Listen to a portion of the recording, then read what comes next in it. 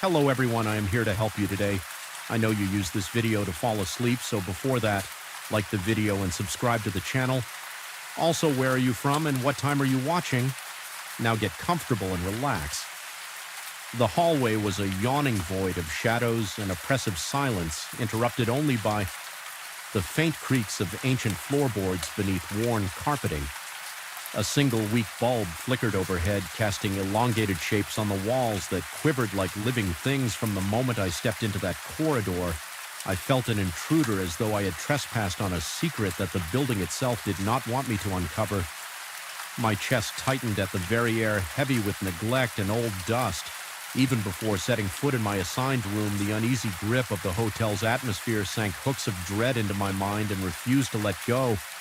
I had arrived late in the evening for a work trip, my itinerary too cramped to allow me the luxury of a modern hotel closer to the city center. The front desk clerk, with eyes that drifted to the floor more often than they met. My own handed me a tarnished brass key and mentioned in a low tone that I was free to explore the lounge, should I wish. He murmured some half-hearted apology about the building's antiquated facilities. His exact words barely registered because I was too caught up studying in the peeling wallpaper, its floral pattern discolored by what looked like decades of dampness. My stomach churned with a faint sense of unease. I tried to shrug off. After all, I just needed a place to sleep. My room was up 2 flights of creaking stairs. The banister felt sticky under my palm, as though 100 hands over 100 years had left their invisible residue on the wood. A mild smell clung to the air, and the only source of illumination in the corridor was a solitary light fixture flickering erratically, as if uncertain whether to remain lit or plunge everything into darkness. My door number 305 opened with a groan that resonated in the silence. Inside the room was as old-fashioned as expected. A single bed with a carved headboard, a small nightstand with a lamp that cast a feeble glow, and heavy drapes that blocked what little moonlight might have filtered through the radiator. By the wall, clicked quietly, spitting out lukewarm air. I set my suitcase down and exhaled, trying to ease the tension in my shoulders as I turned to latch the door. I couldn't help noticing the nameplate on the neighboring room. It had been removed, leaving only 2 rusted screws protruding from the wood. I told myself it was just one more example of the hotel's age. Nothing more. My mind resisted any creeping thoughts about what might have happened to the original nameplate, or why nobody had bothered to replace it. The first sign that something was off came just before midnight. I was lying in bed, the comforter too thin to shield me from the building's pervasive chill. Despite my exhaustion, sleep evaded me. The silence in the corridor had a peculiar quality. It felt alive, stretching and contracting like a held breath. Then I heard footsteps, soft and hesitant, as though someone were pacing back and forth, unsure of where to go or what they intended to do. My heart thumped against my ribcage. I tried to convince myself that maybe another guest was simply restless, or perhaps the old structure was just groaning. With the wind, curiosity got the better of me. I slid out of bed, feeling the rough fibers of the carpet under my bare feet. Each step I took toward the door heightened my anxiety. My pulse roared in my ears as I opened it, expecting to confront someone in the corridor, but there was nothing, only the same weak overhead light quivering. The footsteps ceased the instant I stepped out at the far end of the hallway. I could have sworn I saw a faint movement, a shifting of shadow or a silhouette that vanished as soon as my eyes tried to focus, but that might have been my imagination. The emptiness of the corridor challenged me to prove otherwise. I closed my door softly, trying not to disturb whatever intangible presence might be lurking there. The second I turned around, I heard a slam. It came from the adjacent room, the one missing its nameplate. The sound jolted through me like an electric shock. My hands went cold, and I could hear my breathing raspy and shallow, as if my lungs were suddenly starved of oxygen. I inched closer to the wall that separated my room from the neighboring one, and felt a tremor of fear vibrate in my bones under the door. A narrow strip of yellow light flickered on and off, as if someone inside was pacing with a flashlight. The floor creaked, or maybe it was the bed frame or the radiator. Then came a sound that almost froze the blood in my veins. Something akin to muffled cries, not quite screams, but certainly more than mere whispers.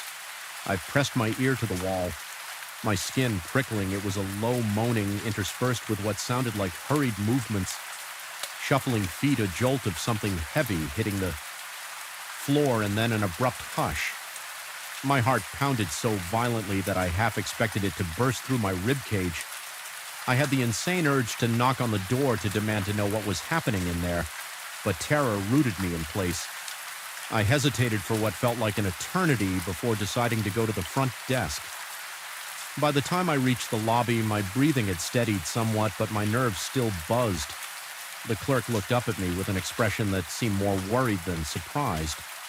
I struggled to find the right words, stammering something about the room next to mine and the noises I had heard. He responded in a cautious tone that the adjacent room had been vacant for months, explaining that no one was staying there. I felt my scalp tighten as if a cold finger was sliding across it. I tried to clarify, telling him I had heard a door slam and strange sounds. He said that he checked the records, but according to everything on file, I was alone on that floor. I returned to my room more confused than ever. My sense of reality wavered, leaving me to wonder if my overworked brain had conjured the entire episode. I tried to rationalize that old buildings can produce unsettling echoes. Pipes can clang, and the mind can interpret those noises in sinister ways when one is tired, yet none of those rationalizations fully explain the flickering light or the distinct sound of a door slamming. Night stretched on relentlessly, and I drifted in and out of restless sleep. At times, I was convinced I heard someone knocking. Softly on the walls, my body broke out in a clammy sweat, and my eyes snapped open in the darkness, scouring the room for any movement. Each time I checked the corridor, the flickering overhead light seemed a little dimmer, and the far end of the hallway appeared more shrouded in shadow. At one point, I thought I saw the handle of the neighboring door jiggle, but I couldn't be certain if it was just a trick of the light. Fear settled in my gut, like lead tangling with my intestines the next morning. Daylight brought a fragile sense of safety, though the gloom of the corridor never really relented. I ate a quick breakfast in the hotel lounge. The place was virtually empty, and the same clerk from the previous night was absent. Instead, another staff member, older and seemingly more at ease, offered me a brief nod. I considered mentioning what I had heard, but I felt self-conscious. Perhaps it was better not to speak about it at all. My day was supposed to be filled with meetings, so I pushed the memory aside, hoping that a busy schedule would banish the hotel's lingering negativity from my mind at work. However, I found it impossible to concentrate my mind. Replayed those night sounds repeatedly. My coworkers must have noticed my distracted state, but I pretended to focus on the tasks at hand during a break. I found myself studying my reflection in the bathroom mirror. I looked pale and drawn with dark circles under my eyes that made me look older. A wave of restlessness prickled beneath my skin as if I could not escape the uneasy presence of that corridor, not even in broad daylight miles away from the hotel. By the time I returned in the late afternoon, the sun was already dipping toward the horizon, and the building's old windows reflected a Suan orange light that gave the structure a haunted quality. That evening, I tried to make sense of the situation by exploring the hallway more thoroughly. I paced from one end to the other, observing how the floor sagged in places and how the wallpaper buckled and curled at the corners. A few doors down, I noticed a small alcove with a dusty mirror and a table that looked centuries old as my gaze passed over the reflective surface. I swore I glimpsed a shape behind me, tall and indistinct, but when I spun around, there was only emptiness. The pounding in my chest felt almost unbearable at that point, and goosebumps crawled along my arms. The unsettling feeling of being watched was suffocating. I rushed back to my room with my pulse hammering in my temples. Later, as I lay there in the oppressive silence, I braced myself for another round of unexplained sounds. Sure enough, at around midnight, the footsteps began again. They were more insistent this time, like someone pacing in agitation. My palms went clammy and my breath caught in my throat. Then came the door slam louder than before. I shot upright in bed. Heart lurching, a quick glance at my phone told me it was just past midnight. My mouth had gone dry and every hair on my body stood on end. Determined not to cower in bed, I inched toward the door with every nerve on high alert. The corridor light was even dimmer now, as if the electricity itself were being siphoned. Away by some unseen force, my heart drummed so loudly that it was a miracle I could hear anything else.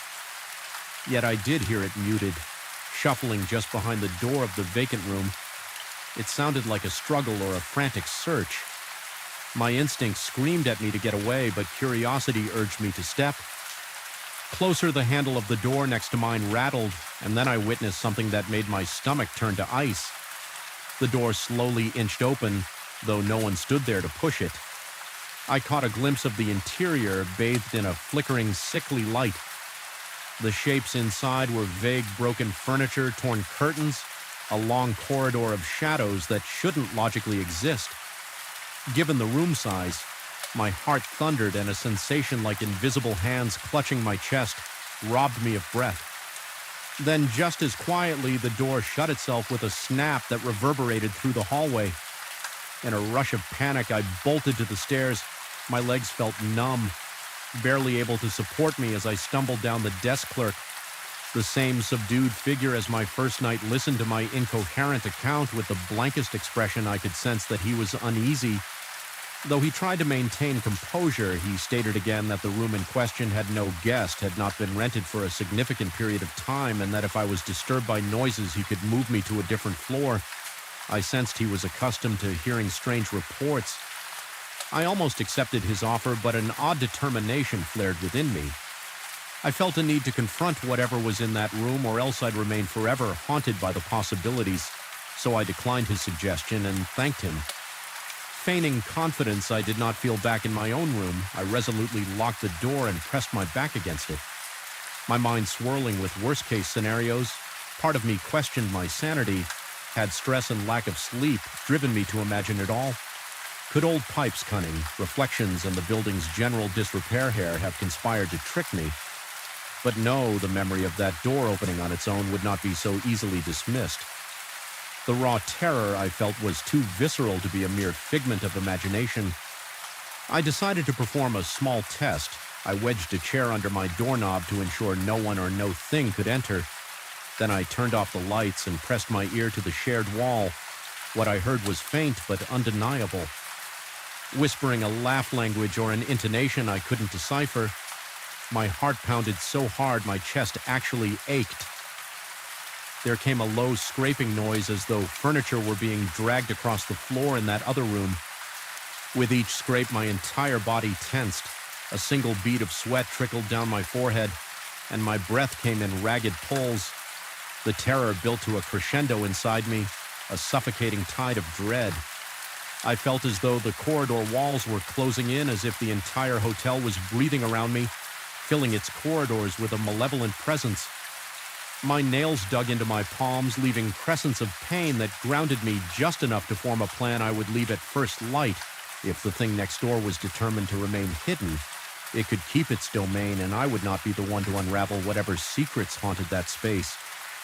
But the night stretched on, refusing to end swiftly at some point. I must have dozed off because I woke to find myself lying on the floor with my back to the wall. A watery gray light filtered through the heavy drapes, suggesting dawn was on the horizon.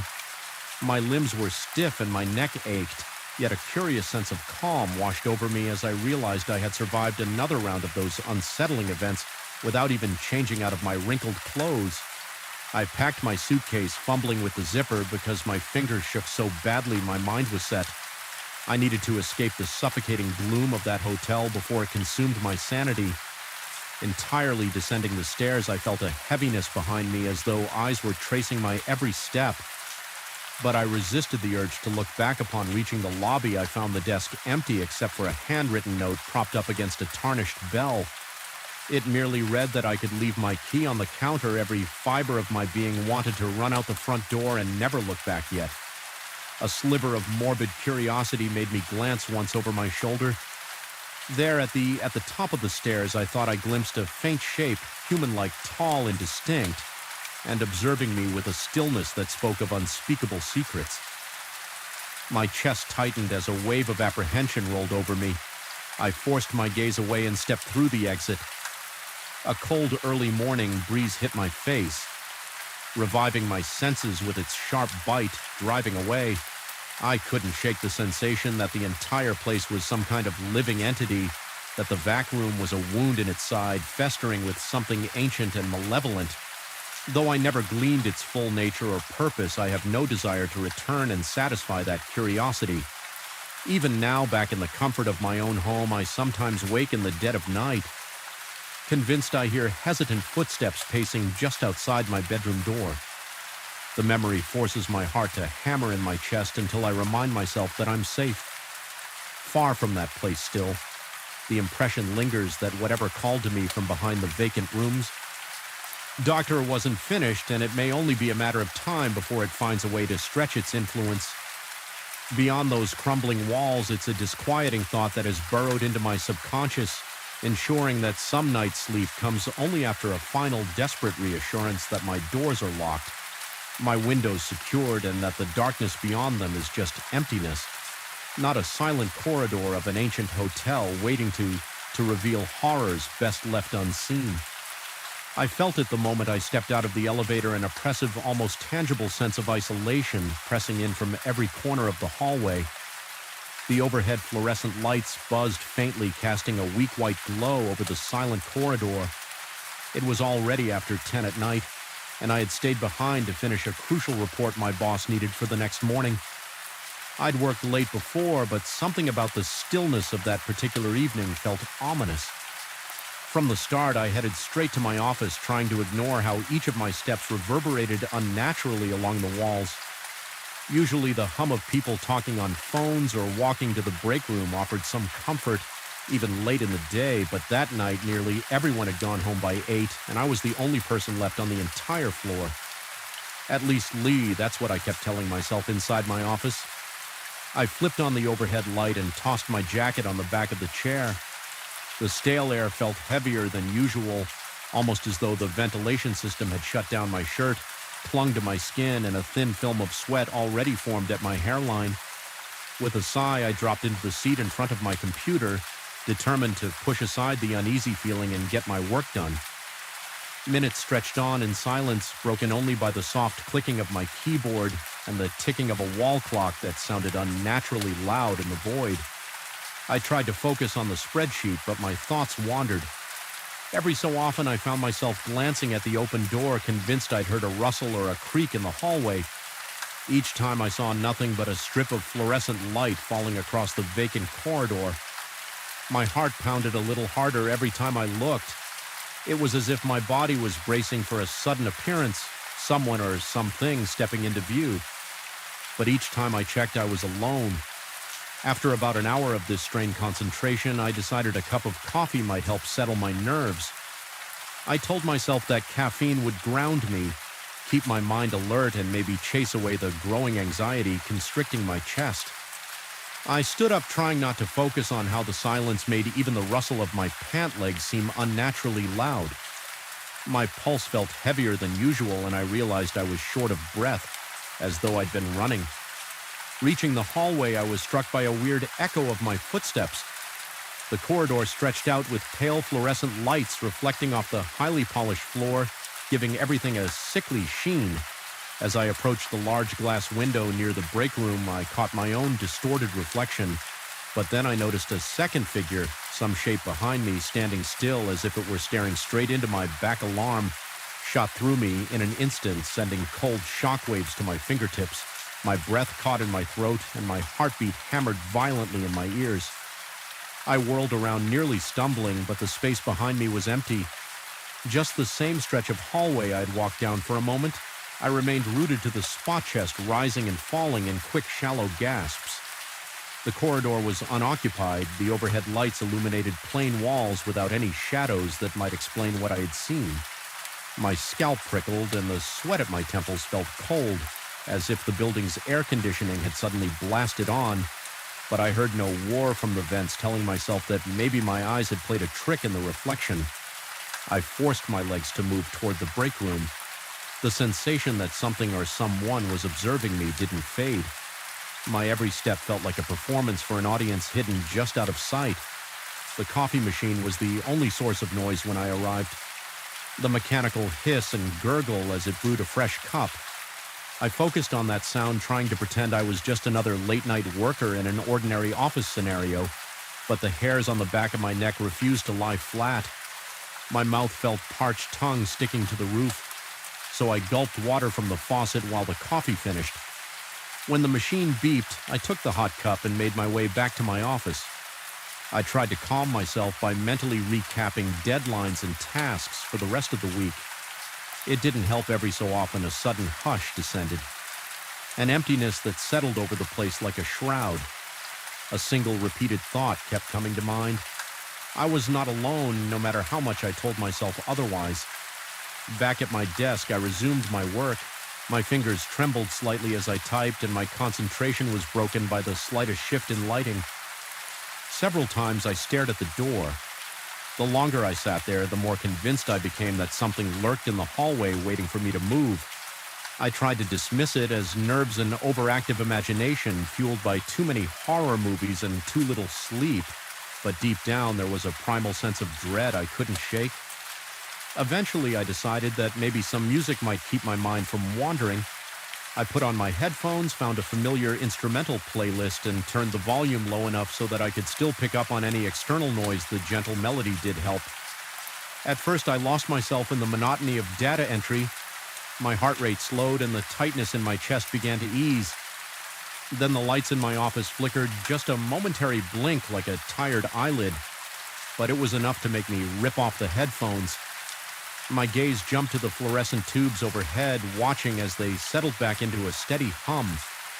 I remained frozen for a good 30 seconds, listening. The building responded with a kind of low mechanical groan, a sound that drifted through the ventilation ducts like a distant moan.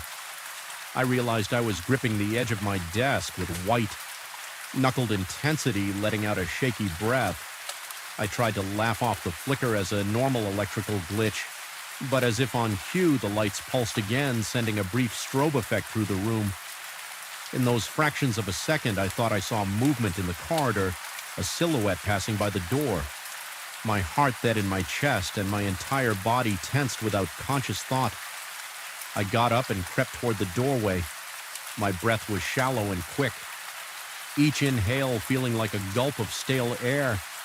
I peered out into the corridor, half expecting to see a shape lurking by the wall. There was nothing. The quiet felt denser than ever, pressing in on me. Filling my ears with an uncomfortable ring, I returned to my desk, forcing myself to keep working. My mind churned with possible explanations. Maybe it was the security guard from downstairs doing a round. But the security guard usually announced himself with a friendly knock or at least the jingle of keys. Then I wondered if a colleague had stayed late without telling me, though that seemed unlikely. Time crawled by and my report was nearly finished, the combination of tension and the chill from the air conditioning. If it was even on, left me shivering intermittently. The coffee, now lukewarm, hadn't done much good. My palms were sweaty, leaving faint smudges on my mouse. I felt sure I heard muffled steps outside the office, but every time I stopped typing to listen, the noise vanished. Eventually, I decided to do a final walk around the floor, half hoping I'd find someone else half terrified that I would. I left my office light on and ventured down the corridor. The echo of my shoes reverberated against stark white walls. I glanced at the reflective glass as I passed, unable to resist checking it for that figure again. I saw only my reflection, pale, dark-circled eyes, a tired expression. I exhaled in relief. Then I noticed something else behind me in the reflection. One of the doors down the hall looked slightly ajar when I turned to face it. Though the door was completely closed, a chill crawled up my spine, the kind of sensation that makes every hair on your body stand on end. I swallowed hard, my throat suddenly dry. I walked over to that door just to confirm it was locked, or at least shut. Indeed, it was sealed tight. The placard on it indicated an unused storage room, one I'd never really bothered to explore. I put a hand on the knob. It felt cool, almost unnaturally so. Against my warm, clammy palm, I tried to turn it, expecting to find it locked, but it gave way with a loud click. Darkness greeted me on the other side. My chest constricted as a surge of adrenaline coursed through me. I fumbled for a light switch, eventually flipping on a single bulb that buzzed to life, illuminating rows of metal shelves packed with old office supplies. The air inside was stagnant, smelling faintly of dust and cardboard. At a glance, it appeared deserted, just a neglected storeroom. Yet I couldn't shake the feeling that moments before I had caught a glimpse of something else standing in that doorway. My heart pounded so hard I thought I might throw up. I stepped into the room, telling myself I needed to confirm nothing was there. The single light cast harsh shadows against the shelving. My eyes darted from one angle to the next. The hum of the bulb was loud, a continuous droning that set my teeth on edge. I felt a sudden wave of nausea, as though the entire space were pressing in on me. The corners of my vision seemed to shimmer. My mind raced with the question, was I losing it? After a few moments of tense silence, I backed out of the room, flicked the light off, and shut the door. I made sure it locked this time, tugging the handle to confirm it was secure. My hand trembled with each pull, feeling an odd sense of dread. I forced myself away and headed back to my office, determined to gather my things and leave. I couldn't justify staying there any longer, not with my nerves fraying at the edges. As I made my way down the corridor again, I heard a sudden scrape on the floor, a faint dragging sound that made my blood run cold. I stopped in my tracks. The sound ceased. My body was in flight or fight mode. My lungs burned with each breath, and my heart pounded so hard it felt like it might punch a hole through my chest. I pushed forward, every sense on high alert. The overhead lights continued their intermittent flicker, so each step felt like walking through snapshots of reality. At times, the corridor seemed to stretch as if the building itself were warping. I fought the urge to break into a run, knowing that if I started running, I might not be able to stop. I just wanted to reach my office, grab my briefcase, and get out when I got there. Something was off. The door was ajar, even though I remembered leaving it open wide.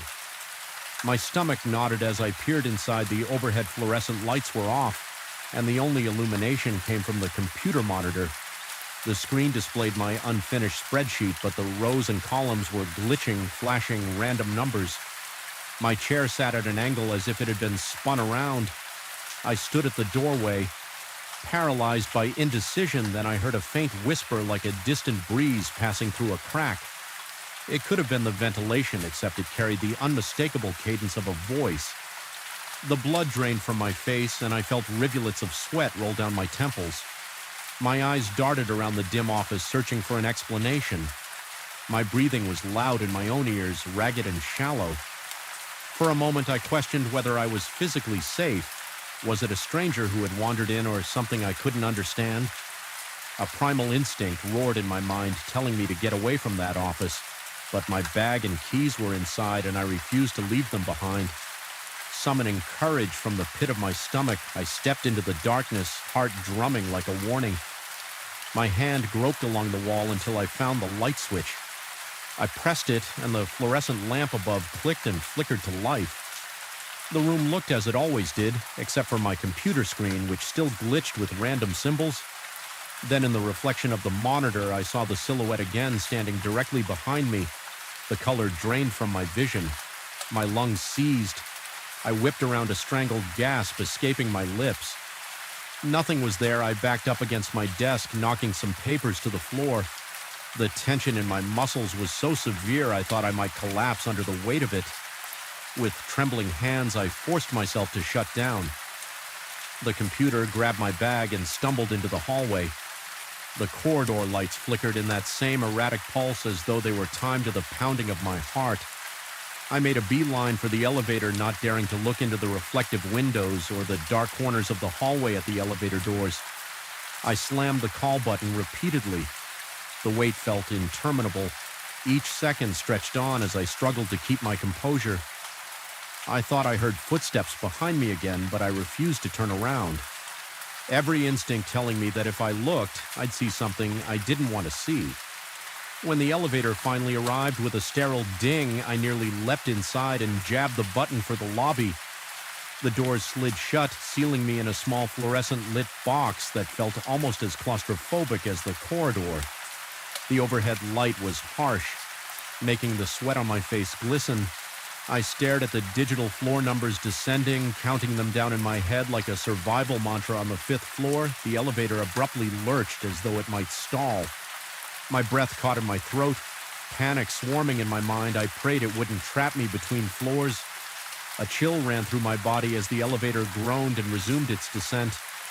I exhaled shakily by the time the doors opened onto the lobby. My legs felt weak and my shirt was damp with sweat. The security desk at the ENT entrance was empty, though usually someone was there. 24/7, my boss had earlier sent a text about the guard stepping away for a short break, so I rationalized it was normal yet. The emptiness echoed with menace. I crossed the lobby as quickly as I could without breaking into a sprint. The automatic doors slid open to a mercifully quiet street, bathed in the low glow of street lamps. Outside, the cold night air slapped me in the face, and I gulped it down. Trying to calm the tremors in my body, I hurried to my car, fumbling with my keys. My hands shook uncontrollably, and each breath burned my throat. Once inside, I locked the doors immediately. My shoulders sagged in relief. But my pulse refused to slow. I stared at the looming shape of the office building in the rearview mirror. It stood tall and dark, with only a few lights on each floor, indicating some lingering electrical presence. For a split second, I thought I saw a silhouette in one of the windows, perhaps on my floor, watching me with unwavering intensity. A sick dread churned in my stomach, and I tore my gaze away. Starting the engine as I drove home, my mind churned with questions and fears, replaying every flicker of movement, every suspicious sound. Was it all just exhaustion and an overactive imagination? Or did I truly see something my rational mind fought to categorize it as a product of stress? But the primal terror that had overtaken me refused to yield. All I knew was that the building, once mundane, now felt haunted by an oppressive force that defied logic. Arriving at my apartment, I parked, got out, and forced myself not to look over my shoulder, fighting the creeping paranoia that something had followed me. My skin prickled with the lingering sensation of being watched inside. I double-checked the locks on every door and turned on every light. A cold sweat dripped down the back of my neck as I tried to steady my ragged breathing. I could still feel the adrenaline pulsing through my veins, my muscles twitching with residual panic. I tried to distract myself by flipping on the TV, but the chatter from the screen only reminded me of how alone I felt. My reflection stared back at me from the dark window behind the couch, and for a split second I imagined seeing that silhouette again, hovering close. My chest tightened until I forced myself to blink, reminding myself I was safely at home. Yet no matter how much I reasoned that it was all in my head, the fear lingered, an aftertaste of dread that refused to go away. Even as I settled into bed hours later, every creak of the apartment building set my pulse racing. I kept the light on in the hallway, unable to face complete darkness that night. Sleep came only in fits, broken by nightmares of silent corridors and reflexions that moved independently. Since then, I've questioned my own sanity more than once. I've tried to reassure myself that the late hour, the flickering lights, and the silent hallways concocted the perfect brew of psychological terror, but whenever the memory surfaces, my heartbeat quickens and a cold, nauseating wave of fear grips me. Part of me knows there was something in that office building that night, some presence I can't identify or rationalize away, and even though I escaped, the memory of it clings to me, whispering in the back of my mind that the boundary between what's real and what's imagined isn't nearly as solid as I once believed. I still work at the same company, though I've made it a point never to stay past 7 whenever I find myself near that reflective window after dusk. I can't help but avert my eyes, terrified of what I might see behind me. And some nights when I'm alone at my desk, I swear, I feel a prickling gaze boring into the back of my neck. A voice in my mind begs me to turn around, but I refuse. Gripped by the certainty that if I look, that figure will be waiting silent and motionless, just as it was in the reflection, daring me to confront a terror that defies any explanation I can bear to live with. I arrived at the old cabin just before dusk on a Monday, and the sky was already painted in eerie shades of purple and gray. The wind bled through the towering pines surrounding the property, creating an unsettling chorus that never seemed to stop. Even stepping out of my car felt strangely oppressive, as though the night itself watched me. Something about that expanse of silent trees and the single flickering porch light made me question my decision to seek solitude. In such a remote place, I remember pausing for a moment, heart-thudding, wondering if a quiet mountain retreat might prove too quiet for my own good. I came to the mountain seeking peace. Work had been suffocating and I craved an escape. I planned to spend 2 weeks in complete seclusion with no distractions other than a notebook, my laptop, and a few books for inspiration in my mind. This rustic cabin would be the perfect place to refocus and let creativity flow.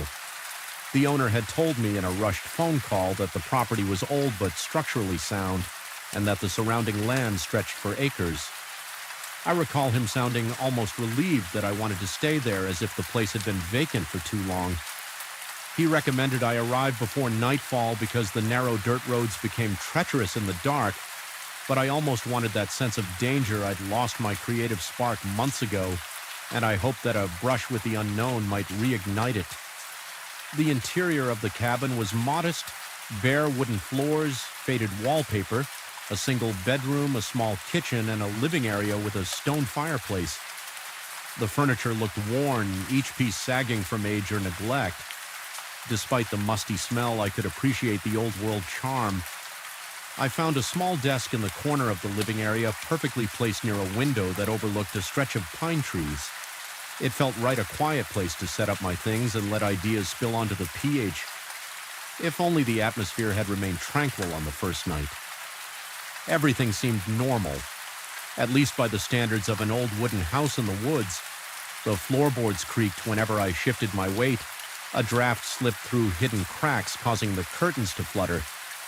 Just enough to catch my attention, I lit a small fire in the fireplace to fight the mountain chill, and its light danced across the walls in a comforting, hypnotic pattern. There was no hum of traffic outside, no lights from neighbors' windows, just the rustling of leaves and branches in the wind. The second day was calm. I walked around the property, marveling at the tall pines that formed a fortress around the cabin. I spotted a small clearing about 100 yards from the porch where the ground sloped into a bed of rocks and moss. Some of the pine trees stood so close together, their branches tangled overhead, effectively blocking out the sunlight. It gave me a sensation akin to stepping into another world, one where daylight light never fully penetrated. Although I felt a slight chill, I convinced myself it was just the cold mountain air. During the afternoon, I wrote a few pages in my notebook, feeling proud of my productivity. The cabin, for a brief moment, seemed like an ideal writer's haven, but that sense of peace vanished. On the third night, I had fallen asleep on the couch, lulled by the crackle of the dwindling fire. The clock on the mantel showed 3:14 a.m. when I abruptly snapped awake. My pulse hammered in my ears, though I couldn't remember dreaming. For a moment, I couldn't place what had disturbed me then. In the silence, I heard a faint murmur, barely audible, coming from outside. It sounded like someone whispering, but the words were unintelligible. My breath caught in my throat, with every beat of my heart. The whisper seemed to inch closer, as if it was right by the window. My skin prickled with sweat, and my fingers trembled when I groped for the flashlight on the coffee table. I forced myself to the window, not daring to turn on any lights inside for fear of making myself visible. When I slowly angled the flashlight toward the porch, the beam revealed only the wooden boards, a battered rocking chair, and shadows dancing in the corner. The murmur stopped. The only sound was the wind cutting through the pines. After several minutes, I convinced myself it had been a trick of my restless mind. Yet my hands didn't stop shaking for a long time, and it took over an hour before I could lie down again. My ears attuned to every creak in the house the next day, I told myself there had to be a logical explanation. Perhaps whine through the branches, or some small animal brushing against the windowsill, determined to stay rational. I spent the morning pacing the perimeter of the cabin, scanning the ground for any clues. Nothing looked disturbed. The porch was dusty, but I saw no foot there. My heart did a small leap of relief. If someone had actually approached the house, they must have left traces, concluding that it was my own anxiety. I returned to my writing, though the words came slower. Now my focus was shot, overshadowed by the memory of that disembodied murmur in the night. But by the fourth night, the whispering returned. I was in bed this time, jolted awake around the same hour by the same low, urgent sound. It was distinct enough to raise the hairs on the back of my neck. My heartbeat crashed into my chest as I realized it seemed closer than the night before, perhaps coming from the alpendre near the front door. Grabbing my flashlight and the small can of it I kept in my bag, I crept out of the bedroom. A cold sweat trickled down the sides of my face. The boards under my feet groaned, and each sound felt amplified by the silent tension enveloping the cabin. Reaching the front door, I paused, hardly believing I was even considering opening it, but paranoia overcame caution and I flung it open. Shining the flashlight wildly around the porch, the chairs were swaying, squeaking as the wind nudged them. No footprints in the dust, at least none that were clear. The night air felt colder than it should have, and my breath came in ragged puffs. Even with the light, the darkness beyond the porch seemed impenetrable, as though something waited just out of sight. The whispering was gone, replaced by the usual wind. I tried to stay out there a few minutes, straining my ears to catch any further hint of that voice, but the silence was absolute. It left me feeling exposed, like I was under a microscope. I slammed the door and locked it, though that brought little comfort. Sleep was impossible after such an encounter. So I sat at the kitchen table, feeling the tightness in my chest refuse to let go. Morning light did little to lift my spirits. The realization that this was now a pattern, that some presence was whispering outside my cabin, made it impossible for me to shrug it off as a one-time hallucination. I scrutinized every inch of the yard with a kind of desperate vigilance. It was then I found footprints in a soft patch of earth near the pines. They were not well-defined, more like partial impressions, possibly made by bare feet, but I couldn't be certain. They LED around the corner of the cabin, then vanished into the brush. My stomach flipped at the sight. I told myself they could be old prints, maybe left by hunters or hikers who had once passed through. Yet the dread in my veins told me otherwise. For the remainder of that day, I couldn't concentrate. Every rustle of leaves, every scrape of branches against the roof, every subtle thump inside the walls became magnified in my mind. My chest felt tight. My breathing came shallow and quick. I paced back and forth, gripping my canave as though bracing for an intruder. The vast emptiness outside wasn't calming anymore. It was suffocating. I felt as though unseen eyes lurked behind every tree trunk. The mounting anxiety distorted my sense of time, too. Afternoon stretched into evening, and I found myself drinking cup after cup of coffee, trying to stay vigilant and sharp my senses. By the fifth night, my mental state was so frayed that even the faintest noise made me jump. I stayed by the window, hand trembling against the flashlight, waiting for the slightest sign of movement. The sawing wind among the pines turned into an unholy chant in my ears. I kept imagining shapes slithering through the shadows. My heart thudded so violently it felt like it might bruise my ribs at around 3 a.m. I had taken to checking the clock obsessively. The whispers began. This time they seemed to come from multiple directions, moving around the cabin walls with an unnatural fluidity. I felt dizzy with terror.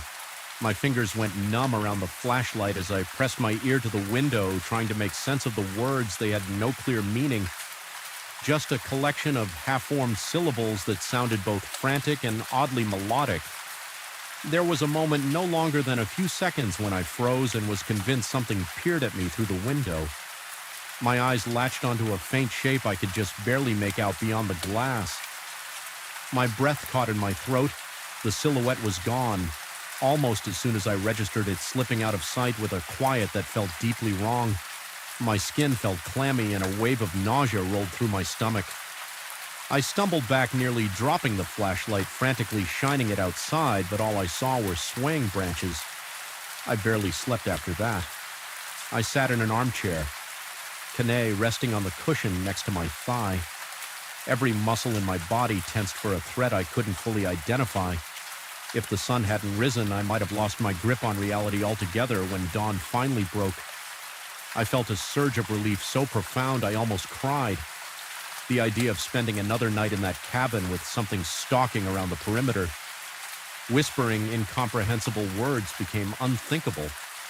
That morning I made the decision to leave early. The original plan was to stay 2 full weeks, but my nerves were too shaken. I couldn't focus on work, and any creative spark I might have gained was drowned out by raw terror. Packing my belongings was a hurried affair. I stuffed clothes and notebooks into my suitcase without care. My heart thrummed steadily, adrenaline surging with the sense of an impending deadline. I kept glancing over my shoulder, sure that if I looked away too long, I would see a face pressed against the window or a silhouette flitting across the porch. As I loaded the car, I cast one final look at the property. The pines swayed ominously, their tops scraping the sky like claws. The cabin stood quiet and unassuming, bathed in daylight, looking nothing like the menacing place it had been at night. My heart pounded with a mix of relief and dread. In some twisted way, I had the fleeting impression that the cabin knew I was leaving, that whatever resided there was sorry to see me go.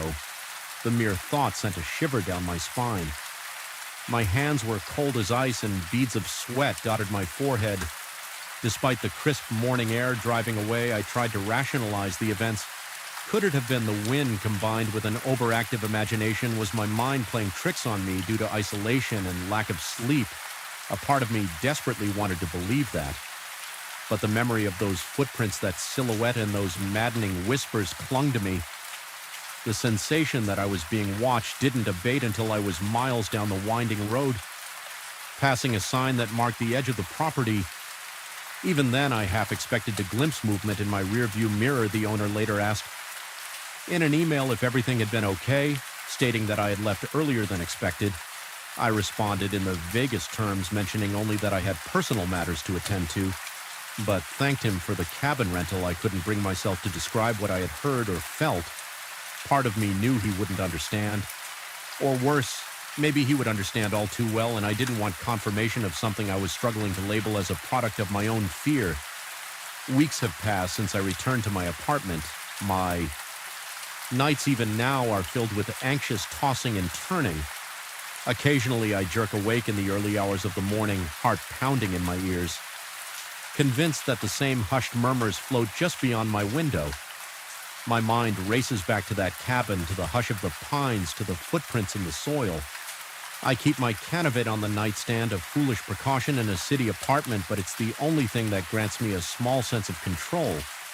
I've replayed those nights over and over, dissecting each detail, trying to find a logical thread that might explain it all. I continually come up short.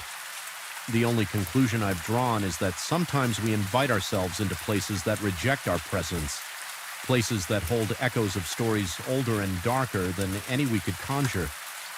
My rational side still attempts to dismiss it as the wind, the isolation, the psychological effects of being alone in an unfamiliar place, but late at night, when my mind drifts to that half-lit porch and the impossible silent chanting just outside the walls, I remember how real it felt, how I could practically feel the breath of that whisper against the glass, and I can't rid myself of the notion that those woods in that cabin are not as empty as they appear.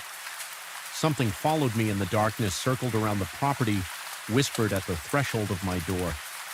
Even now, I sometimes press my ear against my own apartment window, listening for the faintest sign of that voice. I tell myself I'm safe, that whatever clung to that mountainside is tied to that specific ground, that it can't reach me here.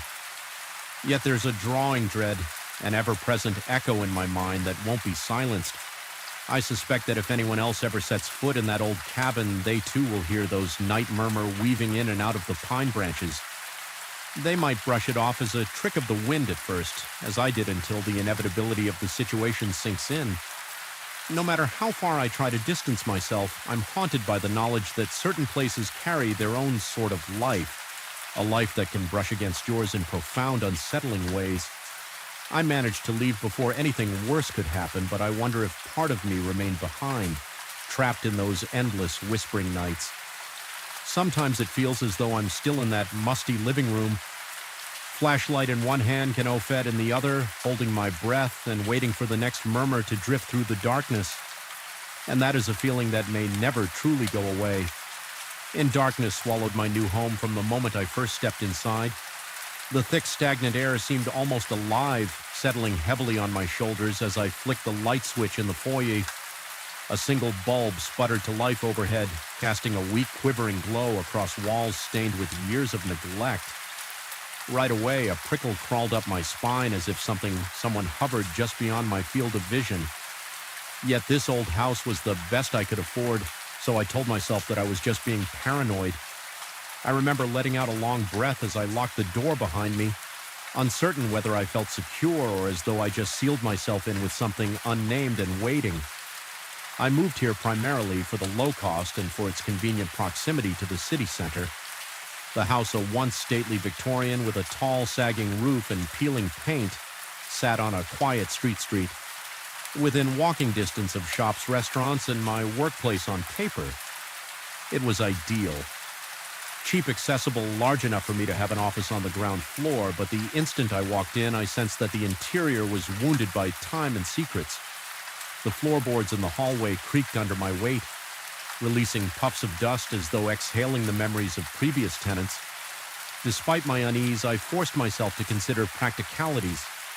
Minimal commute, more space, and a price so low it almost felt like theft. Unpacking my few belongings kept me distracted during the first 2 days. I was determined to make this place feel like home, so I scrubbed the surfaces, removed battered curtains that are of mothballs, and opened the windows to let in fresh air. Each room had its own peculiar odor, an earthy mix of mildew and stale perfume that no amount of cleaning seemed to erase. The house responded to my presence with deep groans at night, as if the wood and stone were shifting in protest. I tried not to dwell on those noises, rationalizing them as normal in any old structure. Then came the third night. I had fallen asleep around 10 o'clock, exhausted from rearranging furniture and dealing with a leaky faucet in the upstairs bathroom. Sometime after midnight, I was ripped from a dreamless slumber by the sound of a door slamming shut. Downstairs, my heart fluttered in my chest, jarring me awake so abruptly that at my head spun. It wasn't a subtle noise. It resonated through the entire house, echoing up the staircase and rattling the frames on the walls. I thought perhaps I'd left a window open somewhere and a gust of wind had caught. A door, that's what I told myself as I got out of bed, ignoring the cold sweat that dotted my forehead as I slipped into my slippers. The silence thickened. There was no sign of wind, no whisper of an open window. The house was as still as a tomb. My mouth went dry and I had to force down a lump in my throat carefully. I opened my bedroom door, pausing when I noticed the hallways. Darkness seemed even denser than before. Every hair on my arm stood on end. The old boards groaned beneath my feet, each step echoing like a lament. Reaching the top of the stairs, I flicked the switch on the wall and a single overhead bulb cast a sickly glow, revealing the narrow staircase leading down the wood looked damp, the steps worn, smooth by decades of foot traffic. Descending slowly, I heard no further noises, but the tension in the air made it hard to breathe. The living room to my left stood still and gray in the gloom. I glanced toward the front door. Still locked, the small window by the entry did not reveal any movement outside. I took a shaky breath, walking through the dining area and the kitchen at the back. Every door, including the one leading to the backyard, was locked from the inside with no sign of forced ENT entry. My heart pounded harder. Logic told me there was no one else inside. Yet I felt a presence so tangible I nearly stumbled. A quick look at my watch showed it was just after 2 in the morning. I decided to head back upstairs forcibly, calming my thoughts by telling myself I'd been dreaming, or maybe a window had slammed shut and latched itself. But as I returned to the base of the stairs, I froze. The door to my room, where I had just come from, stood firmly shut. I knew I had left it open. My pulse thundered in my ears as I reached for the banister. That door had been ajar. I was certain the hair on the back of my neck stood stiff, and I felt a trickle of sweat roll down my temple. Moving quietly, I crept up each step with each footfall. The sense of being watched intensified. My fingers trembled as I touched the doorknob to my room. The metal felt strangely warm, as though someone had just grasped it from the other side. I attempted to steady my breathing as I stood there. The knob jerked subtly in my hand, twisting under my palm, no push accompanied. The twist just that terrifying rotation as if invisible fingers were testing it. My throat went tight, and for a few seconds I couldn't do anything but watch the metal spin in place. Moving as though guided by an unseen hand, I whispered to myself that I had to stay calm, that maybe the old mechanics of the door were sticking. But even as I tried to rationalize it, I felt my chest constricting my lungs, desperate for a proper breath. My heart hammered so forcefully that each beat felt like a strike against my ribs. Finally, I mustered the nerve to push the door open. The room beyond was empty, illuminated by a single lamp I had left on the window was shut. The curtain still, and not a single shadow flickered. Shaking, I closed the door behind me, turning the lock before pressing my back against the wood. I listened intently for several minutes, hearing only the unsteady rhythm of my own breathing. Then gradually exhaustion and a creeping sense of normalcy lulled me into an uneasy sleep the next morning. The events of the night seemed hazy, like a nightmare that lingered at the edge of consciousness. I went about my day intentionally avoiding the darkest corners of the house. My routine was ordinary. I brewed coffee, checked work emails, and showered in the daylight. Everything looked merely old and in need of renovation, not necessarily haunted or dangerous, yet a persistent anxiety gwetted me, making even mundane tasks feel loaded with dread. I told a coworker over the phone that I was adapting to the house's quirks. I said it with a laugh that sounded forced, hoping the conversation would convince me to believe my own words. That evening, I tried to find some records about the house's history at the local library. My research turned up vague hints of prior owners selling it, quickly never staying more than a few months. One source implied the building had been used as a boarding house decades ago, but no official documentation confirmed that. A neighbor I encountered on my way home mentioned in hushed tones that the house had a reputation for giving people the creeps. She quickly changed the subject, though, and diverted the conversation to more neutral territory. I sensed she didn't want to talk about it further as darkness fell again. My nerves started tingling with anticipation. I left all the downstairs lights on, determined not to let my imagination run wild in the shadows. I checked every door and window, testing the locks multiple times. Despite these efforts, an unease settled in my stomach like a knot. My mind wandered, replaying the twisting doorknob over and over, amplifying the memory until it felt like a threat I couldn't escape when I finally went to bed. Exhaustion fought with apprehension, but eventually sleep seized me. The night was silent at first, so silent that my ears strained against the absence of noise. Then a soft thumping began like a muffled knock. It was so faint that at first I believed it was my pulse pounding in my ears, but as it grew louder, I realized it was coming from behind the walls, moving at irregular intervals, sometimes times near my headboard, sometimes seeming to shuffle toward the ceiling. My body tensed, and I felt the hairs on my arms prickle again. My breath stuttered in shallow gasps. I wanted to jump out of bed, but I couldn't summon the courage to fling my door open and chase the sound in the dark. Instead, I lay there skin clammy, waiting for morning. Eventually, exhaustion overtook me, and I drifted into a restless nightmare, fueled sleep over the next several nights. The strange incidents compounded. The faint thumping evolved into scratching sounds emanating from behind the walls. A rancid odor began to waft through the kitchen whenever I flicked on the light, only to vanish moments later. A cold spot developed in the upstairs hallway directly in front of the door to a small linen closet. Each time I passed it, my breath turned to fog in the air, and my body was racked by violent shivering. I considered whether there could be mold, a draft, or a hidden vent, but nothing logical accounted for the intensity or suddenness of that chill one evening as I approached the closet to investigate. My flashlight flickered erratically, casting wild shadows across the walls. A buzzing sensation coursed through my arm, making me drop the flashlight before I could pick it up. The closet door rattled violently.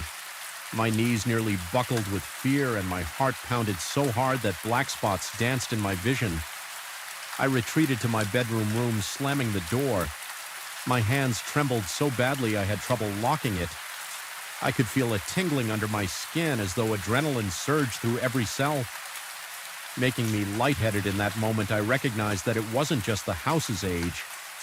Causing these events, there was a presence, a powerful, malevolent force that wanted me to feel its anger or its anguish, or both. I started questioning my own sanity, wondering if stress was leading me to hallucinations. My job had been intense lately, and money was always tight, so maybe my nerves were frayed, yet as much as I tried to dismiss the events, the physical sensations were too real. The doorknob turning in my hand, the freezing cold spot, the nauseating stink that came and went with no trace. Each of those experiences left me drained on edge, convinced that something beyond the realm of explanation was targeting me. One particularly harrowing night, I woke around 3 in the morning to the sounds of frantic movement downstairs.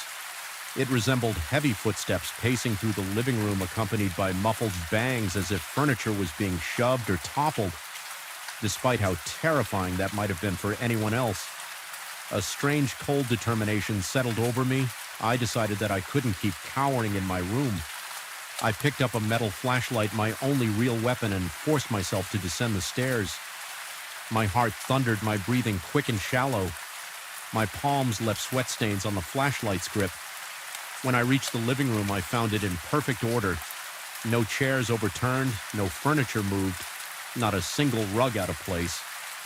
The only sign of disturbance was the thick coat of dust dancing in the beam of my flashlight as though the air had been violently stirred just moments before then. From the corner of my vision, I saw a shape flicker by the window, a human-like silhouette that vanished the instant I whirled around to confront it for one heart-stopping second. I thought I felt something brush against my shoulder. A breath of cold air slid across my neck, and I let out a shuddering gasp. My stomach twisted with revulsion, and I nearly stumbled backward, my legs weak from fear. I spent the following day in a stupor, eyes blurry from lack of sleep, nerves so frazzled that even the hum of the refrigerator made me jump. I remember telling a friend on the phone in as casual a tone as I could manage that maybe it was time for me to contact someone with expertise in these matters. My friend suggested over the phone in a vague, uncertain way that I might want to have the house inspected for structural issues, or to see if there was some scientific explanation, though. He didn't say the words out loud. I sensed he suspected something else might be going on. Perhaps something best handled by a medium or a spiritual healer after hanging up. I felt a surge of desperation. I could not continue living like this. Before I could act on that desperation, the house made a move of its own. Late that afternoon, an oppressive feeling of dread overwhelmed me as I walked into the upstairs hallway. The cold spot was back stronger than ever, and I was hit with the unmistakable sense of being watched. It felt as though eyes were boring into my back. Following my every move, I spun around it. Around seeing no one but the linen closet door creeped open on its own, revealing shadowy darkness within. A foul stench billowed out, making my stomach churn. My flashlight flickered again, the beam dancing on shelves lined with old towels. Something behind those towels drew my focus, a section of plaster that looked uneven, almost wet. My pulse quickened as I reached out. Pushing the towels aside, the plaster practically crumbled at my touch. Closing a narrow gap in the wall, it was pitch black, but the smell was stronger here. Decay mingled with something sour. I shone the flashlight, and the beam landed on a small recess where something glinted. Steeling myself, I reached in and pulled out a dusty metal box. The lid was slightly ajar. Inside were yellowed photographs, letters, and bits of tarnished jewelry. The letters were written in a neat hand, detailing repeated experience. S in the house footsteps, whispers at night, doors slamming. It was as though I was reading my own account, but from someone who had lived here decades before me. A wave of nausea hit me. My vision blurred momentarily, and my heartbeat accelerated so violently I thought I might faint. The letters ended abruptly, with the writer explaining they were leaving the house for good. No mention of what they believed was tormenting them. Only that they couldn't bear it any longer. Their parting note read in scrolled handwriting that if anyone found this box, they should do the same. My chest felt tight, and I forced myself to breathe slowly to avoid spiraling into a panic attack. I realized then that I wasn't just reading a relic of the past, I was confronting my own terrifying present. A wave of dread poured through me, cold as ice water. The words felt like a direct warning from someone who had endured what I was enduring. The walls seemed to close in, and every sound in the house magnified the drip of the faucet, the hum of the electricity, the frantic pounding of my heart, clutching the box. I made a decision I would not let this presence consume me with fear. It was time to go. I gathered the items that mattered most. My wallet phone, a change of clothes. The rational part of my mind told me to grab more, but I didn't dare stay a minute longer than necessary. My lungs felt like they were on fire. From panting in short, sharp bursts with trembling hands, I walked down the stairs, half expecting the door to the outside to slam shut or lock itself, but it didn't. There was only a quiet sense of anticipation in the air, as if the entity within the walls was watching to see if I would run or stand my ground. When I reached the front door, I felt a final rush of cold behind me, a presence so close it sent goosebumps rippling across my skin for the briefest moment. I sensed something looming over my shoulder, an unseen shape that radiated malice and desperation. My heart thudded painfully, and I gripped the doorknob, flinging the door open with more force than necessary. It crashed against the wall, letting a flood of cool night air wash over me like a cleansing wave. I stepped outside and turned to face the interior. In the glow from the streetlight, the foyer looked innocently old, just a worn entryway in a house that needed care. Yet I knew what lay beyond that veneer. There was a malevolence in those walls that no amount of renovation could erase. Even standing on the threshold, my skin prickled, and the small hairs at the back of my neck stood on end. It felt like the house itself was breathing slowly, a living, pulsing entity resentful of my departure. I left that night, not bothering to lock the door behind me. My pulse gradually slowed as I walked down the sidewalk, getting farther from the porch. I could feel the weight lifting off my shoulders with each step. Yet even now, I can't completely shake the oppressive sensation that clung to me during those final moments. Sometimes I catch myself checking over my shoulder in my new place, scanning for flickers of movement in the corners or listening for that telltale scratching. Behind the walls, a part of me fears that if I stop being vigilant, whatever lurked in that house will find me again, or that I might discover one day it never really let me go.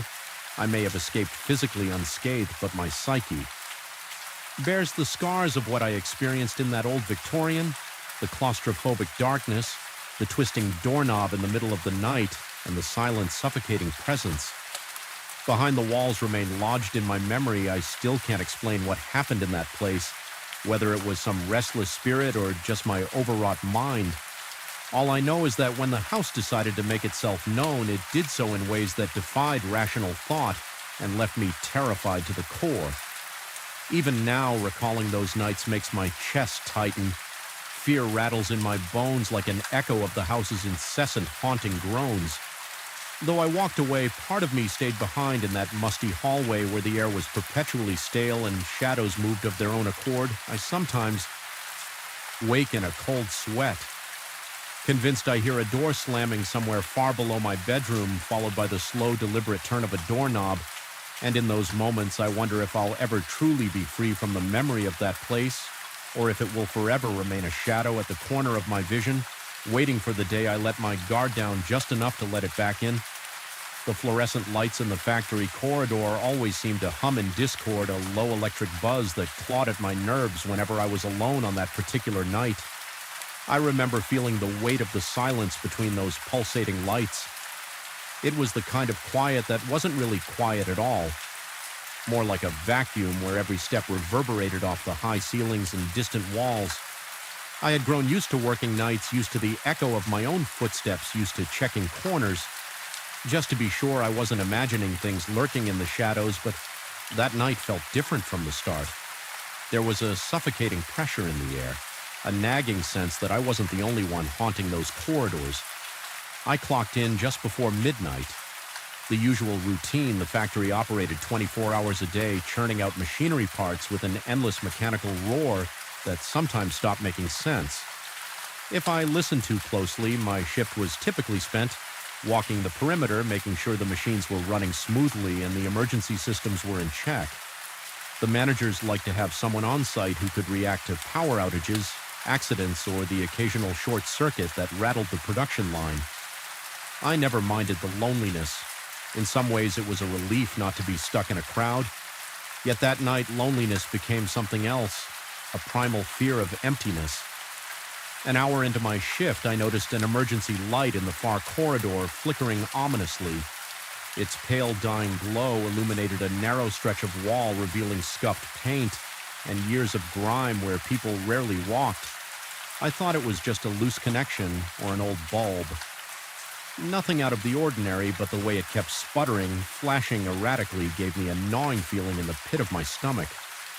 I decided to change the bulb right away, mostly to prevent any potential electrical issues, but also to shake off the uneasy sensation that kept crawling up my spine as I approached. I heard a faint tap-tap echo through the corridor. It might have been the sound of dripping water from one of the exposed pipes overhead. The building was old, and random noises were not unusual. Still, something about that rhythm made my heart pound. I tried to ignore it, focusing instead on the flickering light above me.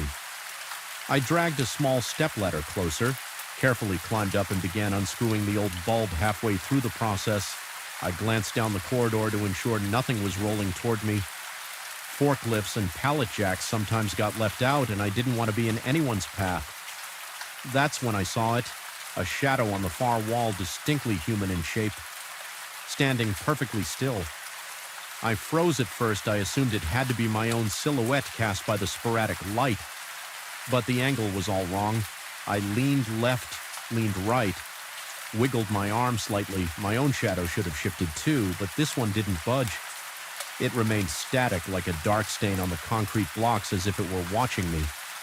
My pulse raced. My fingers felt clammy against the ladder rungs, and I had to steady my breathing.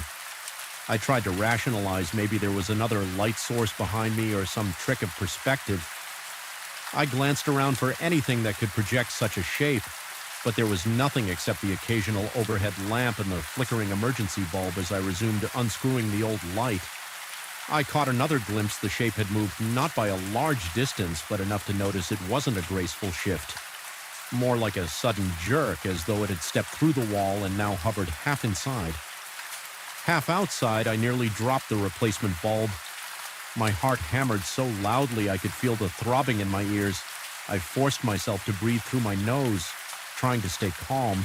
The bulb needed to be replaced, so I focused on that task, thinking that once I had a steady light, I could get a better look the moment I fit the new bulb in its socket and twisted it tight.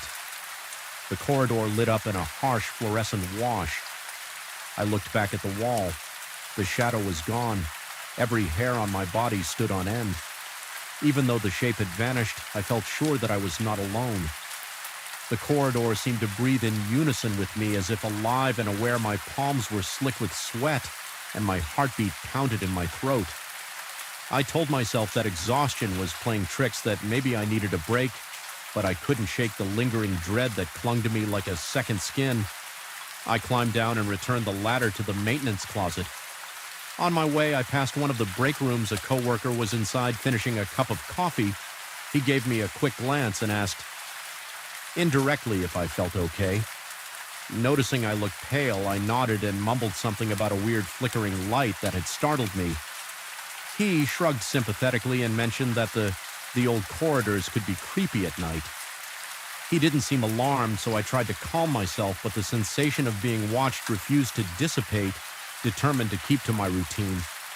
I made my rounds through various production areas. Conveyor belts rattled, machines clanged, and the overhead lights buzzed like insects.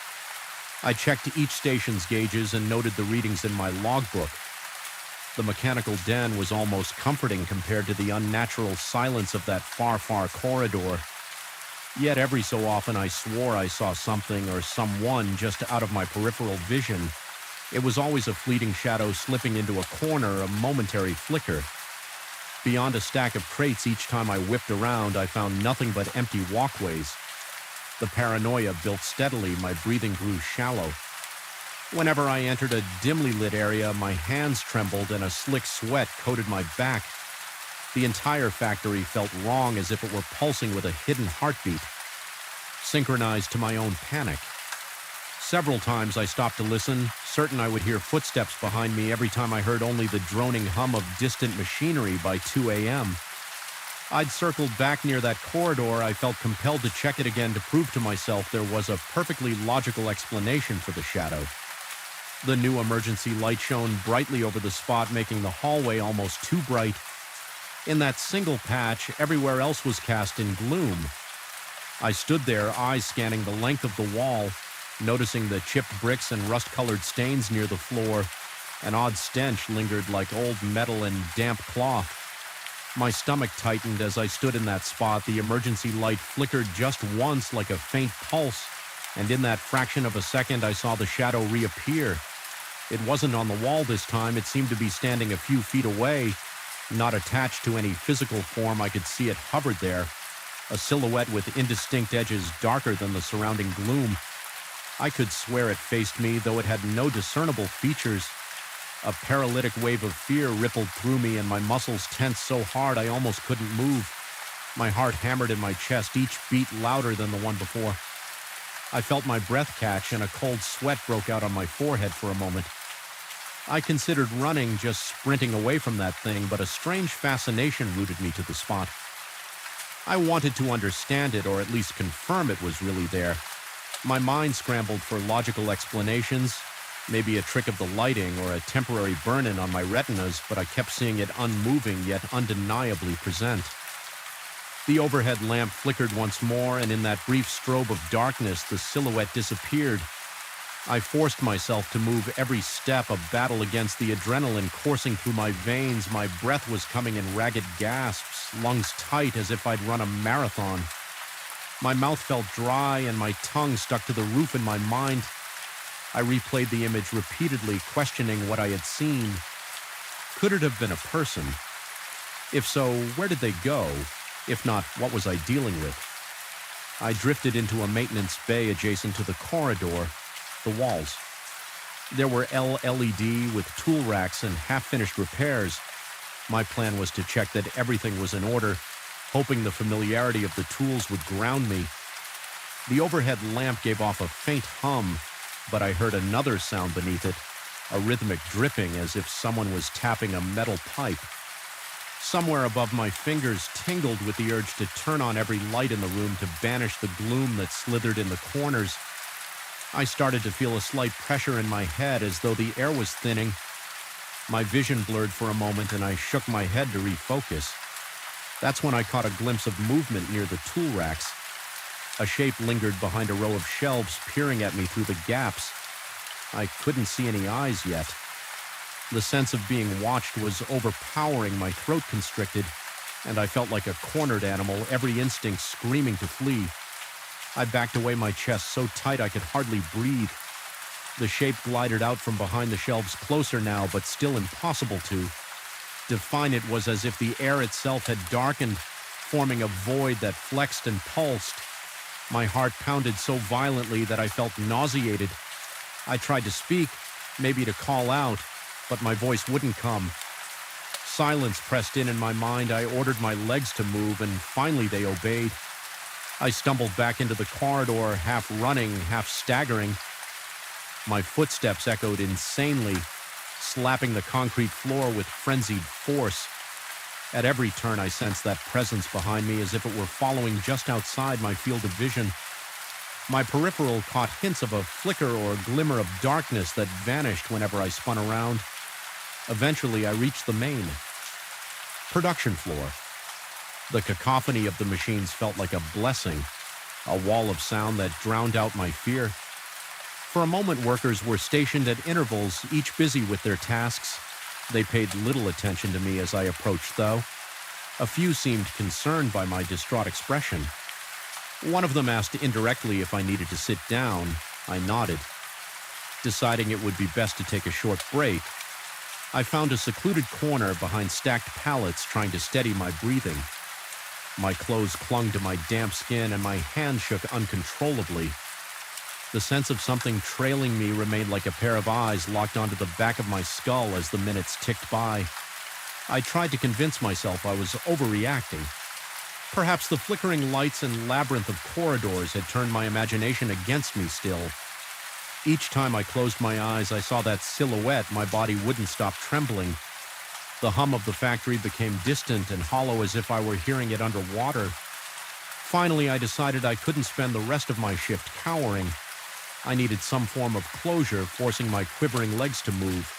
I headed back to that corridor one. Last time, determined to confront whatever was there, even if it was only in my mind. The drive for answers outmatched my fear. At least for that moment when I arrived at the corridor was eerily silent. The new emergency light shone, steady, revealing every grimy detail of the walls. The shadows stretched out long and thin, merging near the far end. My heart throbbed in my chest, but I forced myself to walk forward. Each step felt heavier than the last. About halfway down, I heard a faint whisper, soft as a breeze sliding through cracks. It was unintelligible, yet it raised the hair on the back of my neck. I stopped and scanned the hallway. Waiting, the light flickered, once briefly plunging the corridor into dimness. In that heartbeat of near dark, I saw the silhouette again, just inches from me this time, towering silent and impossibly black. A jolt of pure terror coursed through me. I stumbled back, nearly falling. My pulse raced out of control, pounding like thunder. A primal surge of fight or flight erupted inside me. Adrenaline demanded that I defend myself. But against what my mouth was dry, my hands tingled, and my breathing sounded ragged to my own ears. I steadied myself against the wall, and in the steady glow that followed, the shape was gone again. Only my own frantic breathing and the flickering light remained, though I saw nothing. The feeling of another presence was overwhelming. My instincts screamed that something was there just beyond my field of vision, waiting for my next move. I took a deep breath and willed myself to speak, though my voice came out in a raspy hiss. I demanded that if something was there, it show itself. The corridor remained silent except for a metallic dripping. In the distance, a wave of dread rolled through me as if the entire building was holding its breath. Waiting in the end, I realized I couldn't withstand that confrontation any longer. There was no question of courage. It was as if the air itself had become thick with foreboding. Pressing down on my chest, my mind, rational or not, believed this place harbored a presence I couldn't explain.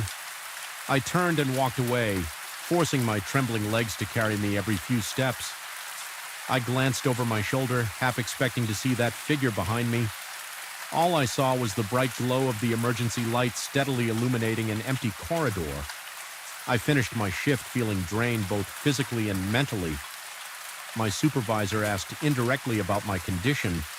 Concerned by my perspiration and shaking hands, I offered a vague explanation about a near accident with a piece of machinery, not daring to say anything that would make me sound unhinged. The truth was lodged somewhere in my own mind, and I wasn't even sure I believed it.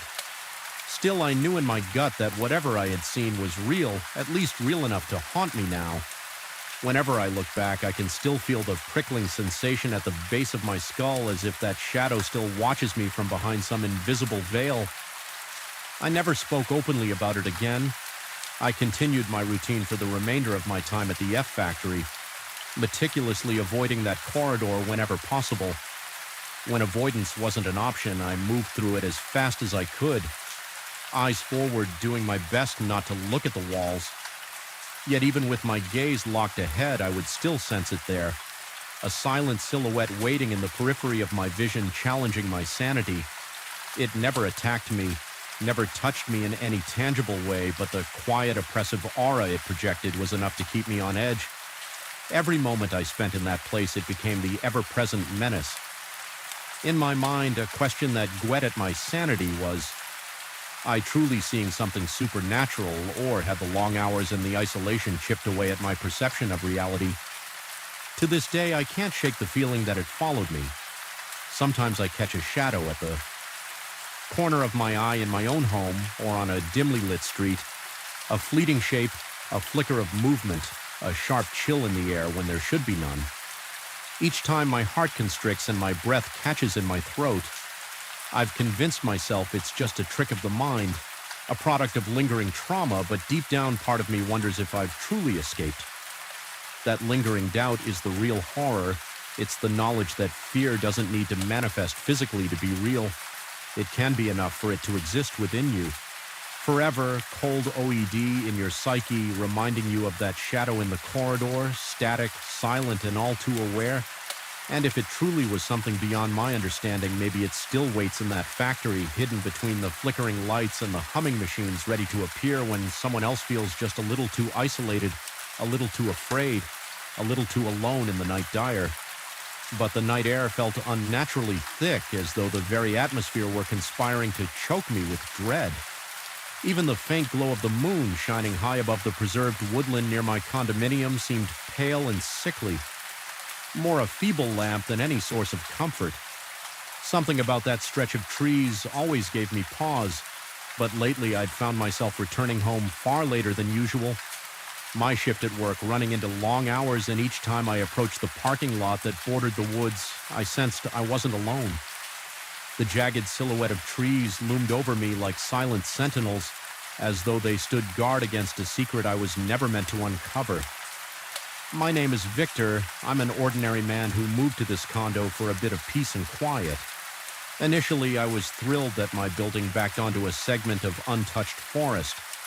There was something romantic, almost comforting in the idea of nature being just a few steps away. But recently, that comfort had twisted into a source of persistent unease. It started innocuously. I would park my car late at night, stepping out into the crisp evening air and think, I saw movement between the trees, just a flicker like a shadow that darted out of sight. At first, I dismissed it as a trick of the eyes or the wind stirring the underbrush, but it didn't stop. There were nights when I swore I caught a glimpse of a figure leaning around a trunk, almost like someone was peering out, then ducking back in. As soon as I turned my head, rationality told me it was probably a night guard or maybe some trespasser lost in the darkness. Still, my skin would prickle and a chill would settle in my gut. That lingered long after I'd reached the safety of my front door. One particular evening, I decided I'd had enough. My curiosity and a certain stubborn pride compelled me to investigate. I grabbed my flashlight from the trunk of my car and strode into the tree line, determined to prove to myself there was nothing to fear. The beam of light cut through the dimness, illuminating every gnarled root, every twisted fern, but no sign of a person. No footprints, no branches snapped in an obvious path. And yet as I stood there scanning the darkness, I heard a faint sigh. It was soft, almost imperceptible, but unmistakably human. My heart lurched and the hair on my arm stood on end. I whipped the flashlight around in a frantic arc, but all I saw were ancient trunks and thick clusters of leaves. After a minute of tense silence, I retreated. Feeling both foolish and oddly shaken over the next week, my routine didn't change. I still arrived home late, still parked in the same spot, and every night I scanned the woods. Sometimes nothing happened, just the rustle of foliage in the breeze, the quiet hum of distant traffic. Other nights I swore I saw that same shape lurking in the gloom. On one occasion I spotted what looked like a pale arm sliding out from behind a tree, only to vanish. As soon as I focused on it, my heart hammered against my chest and my throat went dry. I can't explain why I was so unnerved. It was only a glimpse, a fleeting movement. Yet there was something inherently wrong about it, as if I'd caught sight of a ghost. The rational side of my brain tried to reassure me that it could have been the trunks' bark or a trick of moonlight, but the image of that pale, impossibly thin arm refused to leave me. As days passed, my nerves began to fray. I felt watched sometimes. Even during daylight hours, I'd gaze out from my kitchen window toward that stretch of forest and feel unseen eyes returning my stare. A neighbor once asked me if I was all right. Remarking that I looked pale, I brushed it off, claiming I was just tired, but that lingering sense of being observed weighed heavily on my mind. My sleep became restless. I'd wake up in the middle of the night, heart pounding for no discernible reason, convinced that something was standing outside my door or just beyond the window's thin curtain. Of course, there was never anyone there, just an empty hallway, an empty balcony. But in the distant backdrop of my thoughts, the forest lingered like a dark, promise, reminding me of that faint sigh and the flash of a pale limb on a particularly cold night. I arrived home with a tension headache throbbing behind my temples. The condo parking lot was deserted as usual, and the lights overhead flickered in that sinister way, fluorescent bulbs. Sometimes I recall stepping out of my car and immediately feeling a shift in the air as though everything had gone unnaturally still. Even the gentle hum of insects seemed to drop off into silence. I looked toward the woods, heart rate already climbing, and froze. A shape stood just beyond the first row of trees.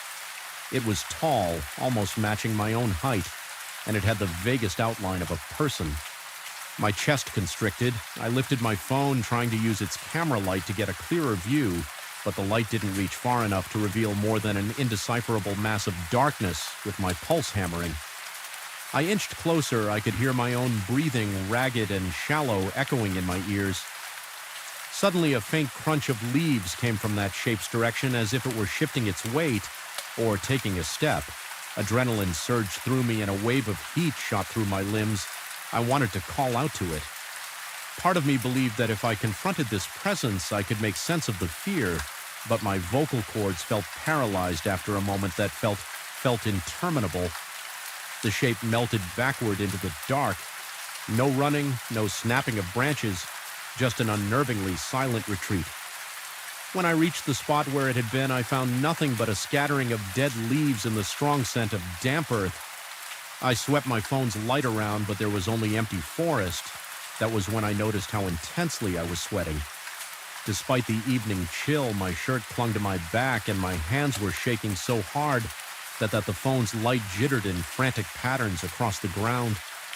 I forced myself to take a few deep breaths, though each inhale felt razor-sharp in my lungs. I told myself I would go inside, lock the door and forget the whole thing. But as I turned to leave, a low sigh, much closer than before, drifted through the silence. It was right behind me. I spun around trembling, only to be met by darkness. Fear flooded my veins and I ran to my unit without looking back. That night I barely slept every time I closed my eyes. I was back in the forest, hearing that sigh. Picturing something lurking just out of sight the next day, I tried to confide in an acquaintance who lived a few doors down. He listened politely as I explained the strange sightings and the oppressive feeling that came from the woods. He suggested that maybe local wildlife was to blame. Animals can look humanoid at night if the light hits them in weird ways. Perhaps it was a deer or some lost pet. He tried to sound reassuring, but I noticed how he avoided making eye contact, as though my story unsettled him more than he cared to admit. After that conversation, I felt no better. If anything, my unease spiked. I doubted I was simply mistaking animals for a human shape. Every fiber of my being insisted this was something else. A few evenings later, I attempted a second inspection. This time, just before dusk, I reasoned that the fading daylight might offer enough visibility to dispel my fears. The forest looked less menacing, with the sun's last rays filtering through the leaves. I ventured in roughly the same direction I'd gone that first time with my flashlight. The ground felt spongy beneath my sneakers and the air was damp and cool. Tall shrubs and wide tree trunks obstructed my view, and as I navigated around them, a prickling sensation spread across my neck. It was that primal instinct again telling me I was not alone. My chest tightened when I spotted a crude makeshift arrangement of branches leaning against a massive pine. They almost formed a shelter or a haphazard lean-to. I stepped closer, swallowing the lump in my throat. The interior of that arrangement smelled of rotting leaves and something else, a musty odor that made my stomach churn. I pushed aside a half-broken branch to look inside. There were old damp scraps of fabric on the ground and something that might have been a chipped Kamek mug. My pulse quickened. Someone had clearly spent time here, but who and why? Unease noted at me the notion of some stranger living in the woods near my home or even just passing through was unpleasant but not impossible. Yet something felt off about this shelter. The way the branches were arranged suggested a strange pattern, almost ritualistic, as though they'd been placed with intention rather than slapped together for a quick hideaway. The realization sent a bolt of fear through me. I backed away, nearly tripping over a rot in my haste. My breath came in sharp gasps and sweat. Bead on my forehead, I forced myself to return to my unit. My nerves were rattled, but I tried to reassure myself. Maybe it was an abandoned campsite or a local trying to observe wildlife incognito still. The sense of dread refused to let go that night. My paranoia was relentless. I felt as though I was on the edge of a precipice, my mind swirling with half-formed questions and half-remembered details. I started to second-guess. Everything, had I really seen an arm, or was it a trick of the light? Could the sigh have been the wind escaping through the dense branches? The more I tried to rationalize it, the more my thoughts circled back to that leaning arrangement of branches, and the pungent scent inside the forest seemed to pulse with a dark vitality. Even from within my condo, I couldn't shake the impression that someone was out there watching. A few days of uneasy calm followed, during which I tried to distract myself with work chores and streaming mindless television shows. But I was always keenly aware of the forest's presence. Especially after dark, I found myself looking out my window more often, checking for movement among the trees. My heart would pound for no reason, my palms clammy as if I were perpetually braced for some awful revelation. Sleep grew increasingly elusive at times. I jolt awake, convinced I heard leaves crunching. Just outside my window, my skin would go cold, a tingling wave passing from my scalp down to my heels. It was in this heightened state of anxiety that a final incident shattered any remaining sense of normalcy. I was heading home once more under the cover of night eyes, darting nervously to the tree line. The flickering parking lot lights seemed weaker than ever, barely illuminating my path as I reached the spot where I usually paused. That familiar rustling caught my attention, my muscles tensed. I shined my phone's flashlight into the undergrowth. Then I saw it, or perhaps it allowed itself to be seen. A tall figure stood behind one of the thicker trunk's arms, gripping the bark in a way that seemed almost painful, like its fingers were digging into the wood. I couldn't make out its face. It was lost in the shadow cast by overhead branches, but I glimpsed enough of a silhouette to realize it was human or very close to it. My heart pounded so violently I thought I might faint. My vision narrowed and every breath felt like drawing in shards of ice. For a moment, the figure didn't move, as if it were content just to watch my reaction. Then in one fluid motion, it slid around the trunk to zap, appearing into the darkness. I don't remember dropping my phone, but I heard it hit the asphalt. My mind screamed at me to run, yet my legs were locked in place. A numbness began to creep up from my ankles, as if some invisible force wanted me to remain frozen there. Finally, I managed to jerk my body forward, retrieve my phone, and sprint to my front door. My entire torso was drenched in cold sweat by the time I slammed the door shut behind me. That night, I became convinced there was someone in the hallway outside my unit. The floorboards beyond my door creaked with a slow, deliberate rhythm, as though footsteps were pacing back and forth. I stood on the other side, ear pressed against the wood, tears of fear stinging my eyes. When I dared to look through the peephole, the hallway was empty, and yet the sound continued for hours. I felt trapped, adrenaline coursing through me as I alternated between pressing my ear to the door and pacing in frantic circles around my living room. By the time dawn broke, the noises had stopped. I must have dozed off briefly on the couch because I awoke with a jolt to find light streaming through the curtains. A wave of relief and exhaustion washed over me. I spent that morning convincing myself I needed to face this presence, whatever it was, and claim back my peace of mind. Determined, I ventured out at midday, stepping into the edge of the forest where I had seen the figure, my heart still hammered. But the bright daylight gave me a semblance of courage. I found no fresh footprints, no suspicious debris. Instead, a profound stillness hung over everything, as though the forest itself were waiting with bated breath. I stayed there for nearly an hour, wandering from tree to tree, calling out that if someone was there, they should show themselves. But no one came. Eventually, I headed home, frustrated and tired. Then, just before dusk, I noticed something that turned my blood to ice. Leaning against my front door was a single broken branch, similar to those I'd seen forming that unsettling shelter in the woods. It looked deliberately placed, the end splintered into a sharp point. My stomach lurched as I realized it must have been left there while I was inside my home. Fear flared in my chest again, and I felt a hot flush on my face that then turned to pins and needles in my extremities. I decided in that moment I had to leave. At least for a while, I packed a small bag, hands trembling as I threw clothing and essentials together. The entire time I felt eyes on me like I was under constant surveillance. I wondered if the figure was outside, possibly peering through my window or standing in the parking lot. Silently judging my every movement, my chest felt tight and my mouth was so dry it hurt to swallow. I finished packing in record time, heart thudding louder with each second as I opened the door to step out.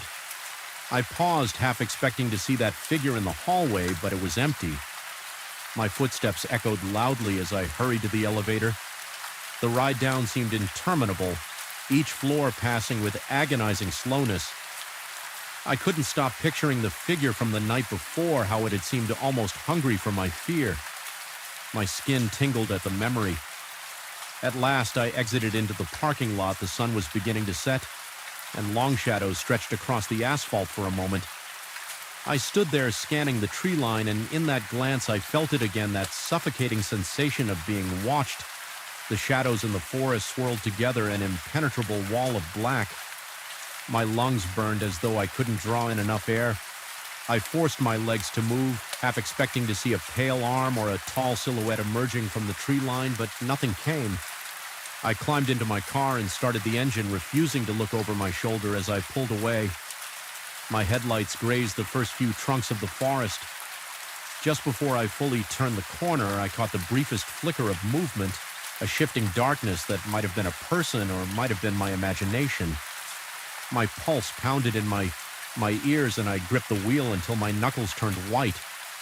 Without a second thought, I floored the gas and left that unnerving place behind. I don't know exactly what I encountered in those woods or why it seemed to fixate on me. Perhaps it was all in my head, a product of exhaustion and stress. Perhaps it was something far stranger, an entity tied to the land in ways I can't begin to comprehend. Even now, whenever I close my eyes, I can still see that motionless silhouette and feel its gaze following me as I retreat. It haunts me in the moments between sleep and waking, whispering that it's still out there waiting for me to return. Though I've put miles between myself and that condo, I can't escape the sense of looming dread. The image of that broken branch propped against my door remains burned into my memory, an unmistakable sign that something wanted me gone, or wanted me to know it could reach me wherever I was sometimes when the night is quiet and I'm alone.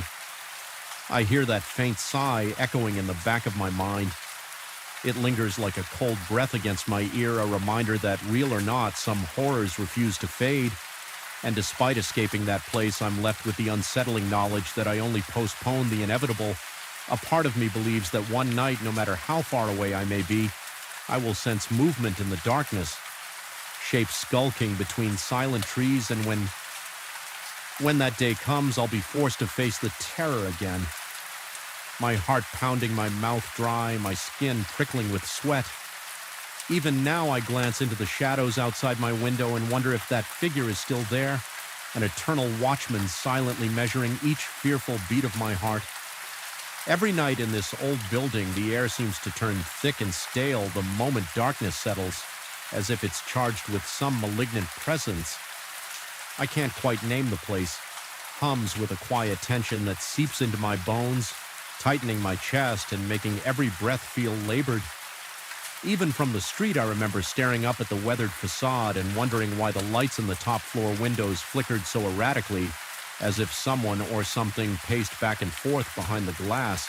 I told myself it was just the age of the building, shoddy wiring perhaps, or the wind rattling the old frames.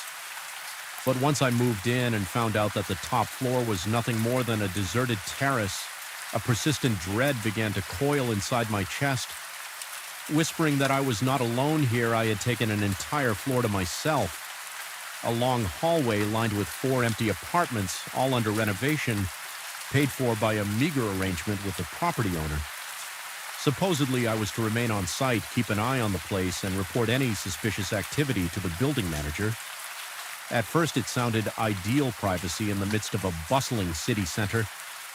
But from the first night, I realized my new living situation might be more than I bargained for. I remember lying in bed on that initial evening, the gloom of the unlit corridor just outside my bedroom, creeping under the door, my heart kicked against my ribs in sin with every noise.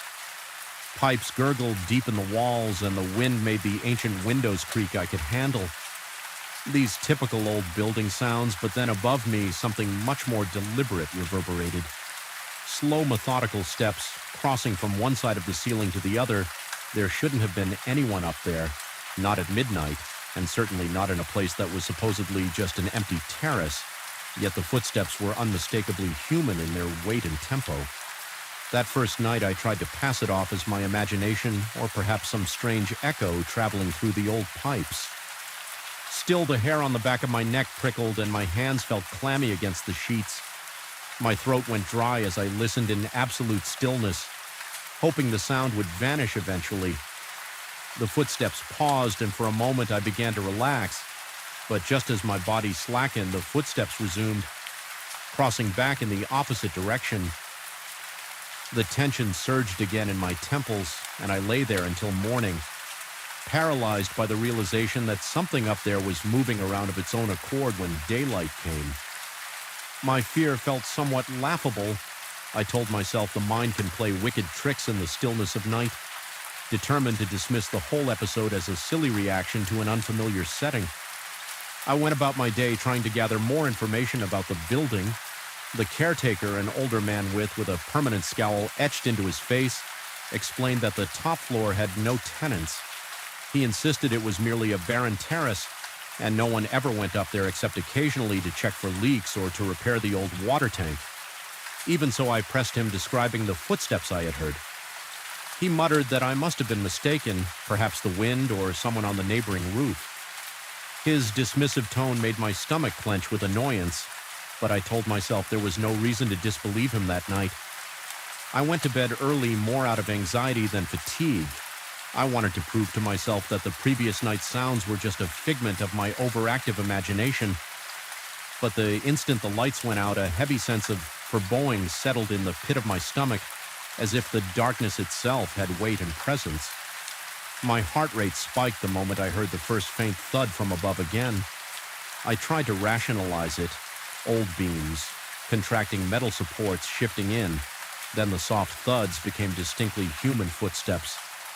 They were slow yet purposeful, moving in a pattern that traced the length of my ceiling. My breathing turned ragged. I could feel my pulse pounding in my ears, each beat like a drum, heralding something I couldn't see. My palms began to sweat, and I clutched my blanket so tightly that my knuckles went numb. I was too frightened to move. If the footsteps were indeed from a person, that meant somebody had lied. If they weren't from a person, then I had to consider something else entirely, something I was not prepared to face.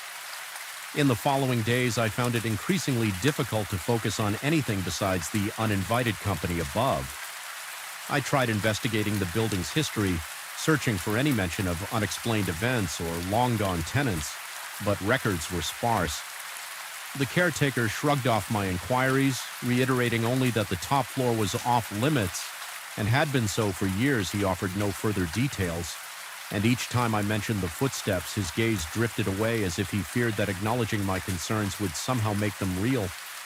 I began feeling an unshakable presence throughout the day.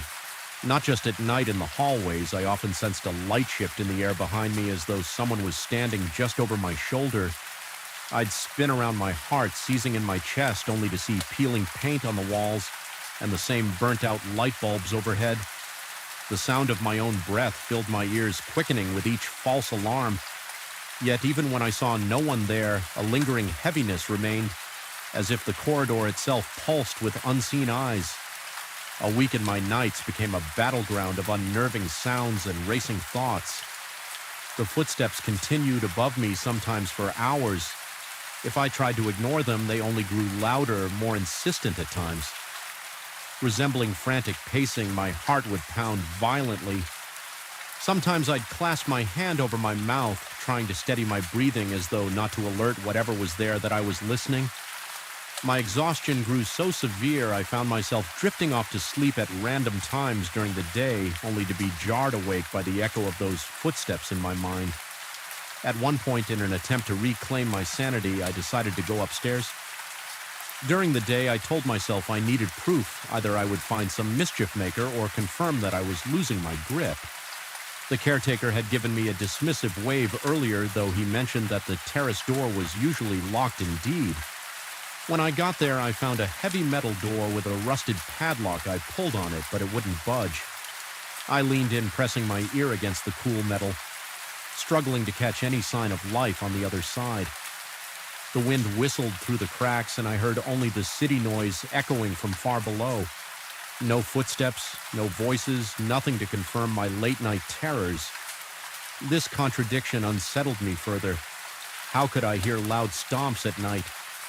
If it was so deserted by day, my paranoia started spilling into my everyday life. I became convinced that people in the lobby or on the sidewalk were eyeing me strangely, as though they knew I was unraveling and were just too polite or frightened to mention it.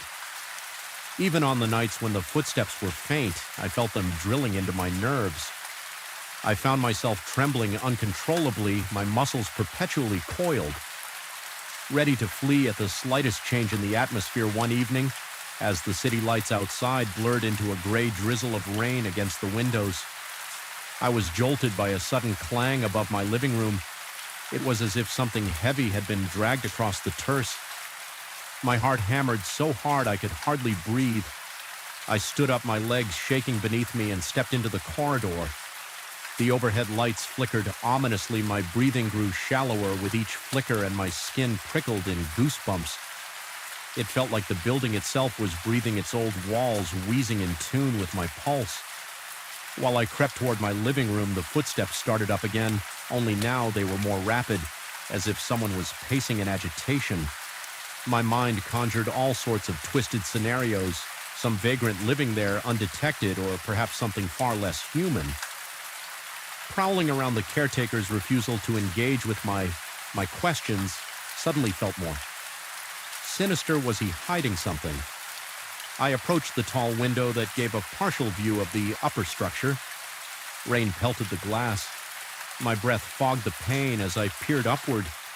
The sky was a black sea, illuminated only by the occasional glow of city lights. Then just at the edge of my vision, I thought I saw movement, a dark silhouette, crossing in front of a small maintenance light on the roof. My heartbeat thundered.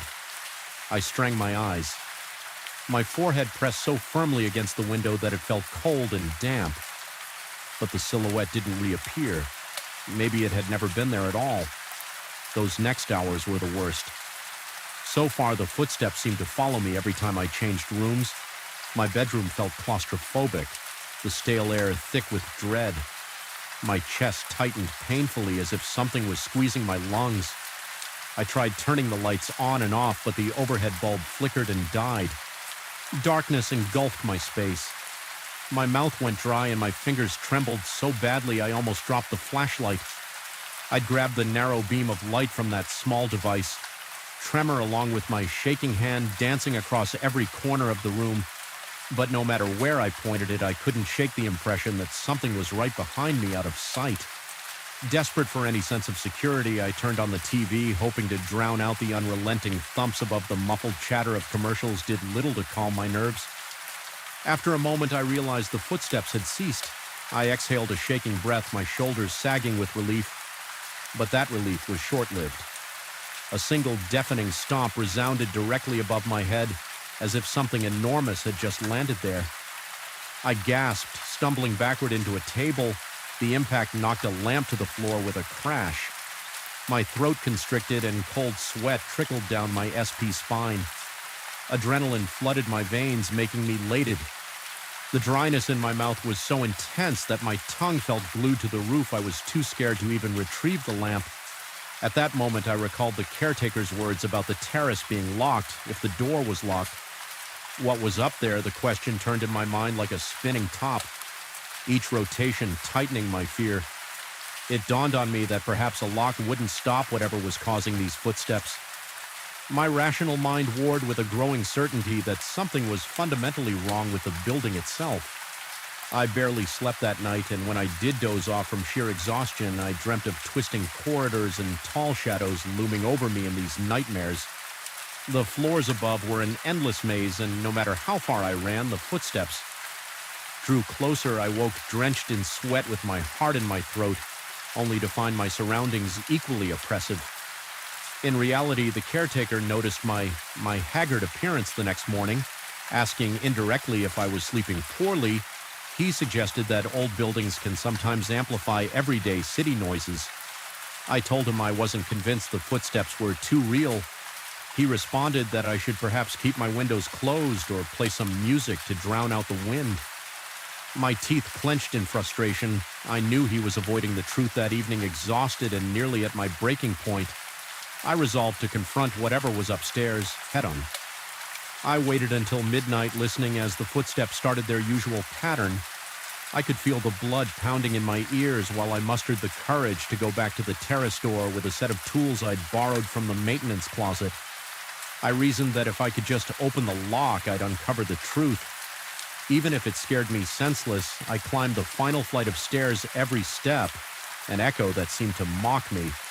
My flashlight shook in my hand, illuminating the chipped paint of the stairwell. When I reached the terrace door, I fumbled with the lock for what felt like ages. My palms were slick with sweat, and the tools slipped in my grip. Eventually, the lock clicked. My stomach flipped as I realized I was about to face whatever had been haunting me. I pulled the heavy door open. A gust of cold night air rushed in, carrying the scent of wet concrete and something else, an earthy, musty odor that reminded me of old basements and decaying spaces. My heart was in my throat. As I stepped out onto the terrace, the entire space was empty. Rainwater pulled in, corners reflecting the ghostly glow of distant city lights. I swung my flashlight around, searching for any sign of movement. The wind howled, whipping against my face and reminding me of how exposed I was. My eyes darted to the far edges of the terrace, half expecting a shape to appear, but there was only a deserted stretch of cracked flooring. Then, near a small service door leading to the water tanks, I heard a shuffle of footsteps so faint I nearly missed it. My breath caught, and I inched forward. As I approached, the footsteps seemed to retreat, leading me around the corner of a half wall that sheltered the water tank pipes. My pulse thundered, and my fingers ached from gripping the flashlight. I swept the beam in front of me, fully anticipating to see an intruder or some kind of presence, but no one was there. I stood alone in the wind, trembling chest, heaving a stinging sensation behind my eyes. From the strain of trying to see through the darkness, then I heard a sudden scraping sound right behind me, like a shoe dragging across the floor. I spun around so quickly I nearly lost my footing. The flashlight illuminated only swirling dust and rain. There was nothing, no figure, no sign of life, yet the air felt charged, crackling with a silent malevolence. My heart hammered so wildly that it hurt. I didn't know what else to do except flee. I turned and sprinted back to the door, each footstep echoing on the drenched concrete. My lungs burned by the time I reached the stairwell, and I yanked the door shut behind me.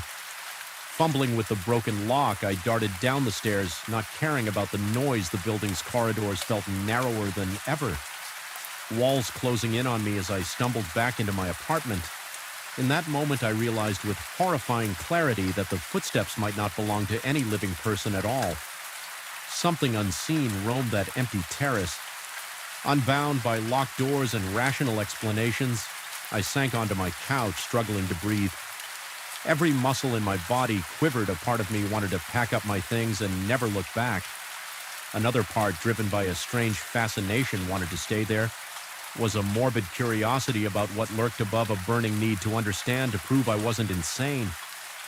When dawn broke, I made my decision. I could no longer keep watch in this place, especially if it meant slowly losing my mind before the sun was fully up. I began gathering my belongings.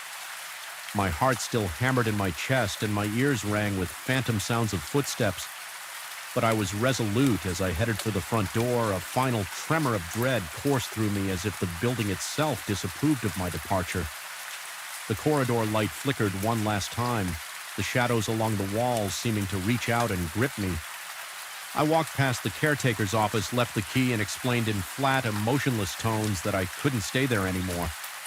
He didn't argue. His eyes held a hint of resigned understanding, as though he'd seen this happen before and simply accepted it. I felt an icy wave of discomfort, realizing my experience was likely not unique. Stepping outside the early morning light felt harsh and unwelcoming, but at least it was real. My breath steadied as I put distance between myself and the old building, yet a part of my mind kept racing, replaying every sound, every shadow, every unexplainable moment. I couldn't shake the impression that the footsteps might follow me no matter where I went. Even now, I can't entirely convince myself that everything I heard was a product of creaking floorboards or my own anxiety. The unsettling truth is that I truly believe something walked above me on that deserted terrace. Whether it was a spirit, a phantom echo from some forgotten past, or a manifestation of my own unraveling psyche, I may never know. But the memory of those footsteps resonates inside me, a disquieting reminder that some places are saturated with energies beyond our comprehension, and though I escaped that building, I carry a lingering sense of being followed, and inkling that one day in some darkened hall or empty rooftop, I might once again hear those measured, deliberate steps coming for me. I felt it the moment I pushed open the library's heavy oak door, a subtle oppressive weight in the air that clung to my skin like damp cobwebs. The fluorescent ceiling lights flickered with a weak, uneven hum, casting elongated shadows across rows of ancient shelves. Before I had even taken a step inside, something told me this place was different at night. It was more than just the stillness. It was the sense that each corridor held its breath, watchful and waiting. When I volunteered for the late shift at the Garrison Historical Library, I never expected to find myself questioning not just my nerves, but my very sanity. I remember signing up because I wanted experience in archival work. The library was known for its impressive collection of rare manuscripts, though only a handful of people ever seemed to come by to study them. The building itself was a 3-story stone structure dating back to the early 1900s. Its facade was proud, almost regal, and the interior was built in a grand-style polished marble floors, sweeping staircases, iron railings that curled like vines. By day, it felt dignified and secure. By night, the same features took on a darker edge. The marble seemed cold, the staircases became twisting paths to unknown places, and those kuru railings reminded me of skeletal hands. I usually worked on the first floor, helping to file new arrivals or reorganize the archives that students and researchers used. The first few weeks were calm. I often heard a fellow volunteer remark that the library was pleasantly quiet. After sundown, that it was the perfect environment for meticulous organization. I tried to agree, though. From the start, I had an inexplicable sense of being observed whenever I put a book back on the shelf. Sometimes I would turn around anticipating a patron or another volunteer, only to find the corridor empty initially. I told myself I was just spooking myself in the hush of those grand halls, but the subtle friction between my nerves and my logic grew stronger. With each passing night during one of my shifts, I was tasked with cataloging some rare texts on the 3rd floor. These books were from the 16th and 17th centuries, many with brittle pages and fading scripts. The 3rd floor was normally sealed off to casual visitors. Only researchers with special permission were allowed there. The door to that area required an old key, heavy and ornate, that I had to sign out from the front desk. The overhead lights in that space were dimmer, and many of the fixtures were original to the building, meaning they buzzed faintly as if on the verge of burning out.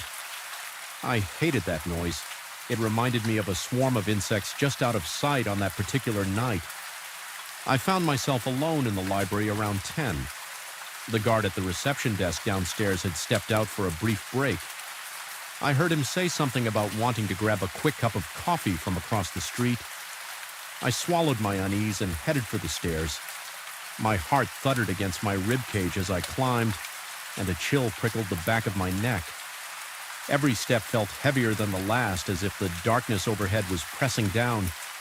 encouraging me to turn around, but I tried to brush it off. It was just a job. Just another flight of stairs. As soon as I reached the second floor, landing a draft of cold air brushed over me. It felt deliberate somehow, like an unseen figure had passed by.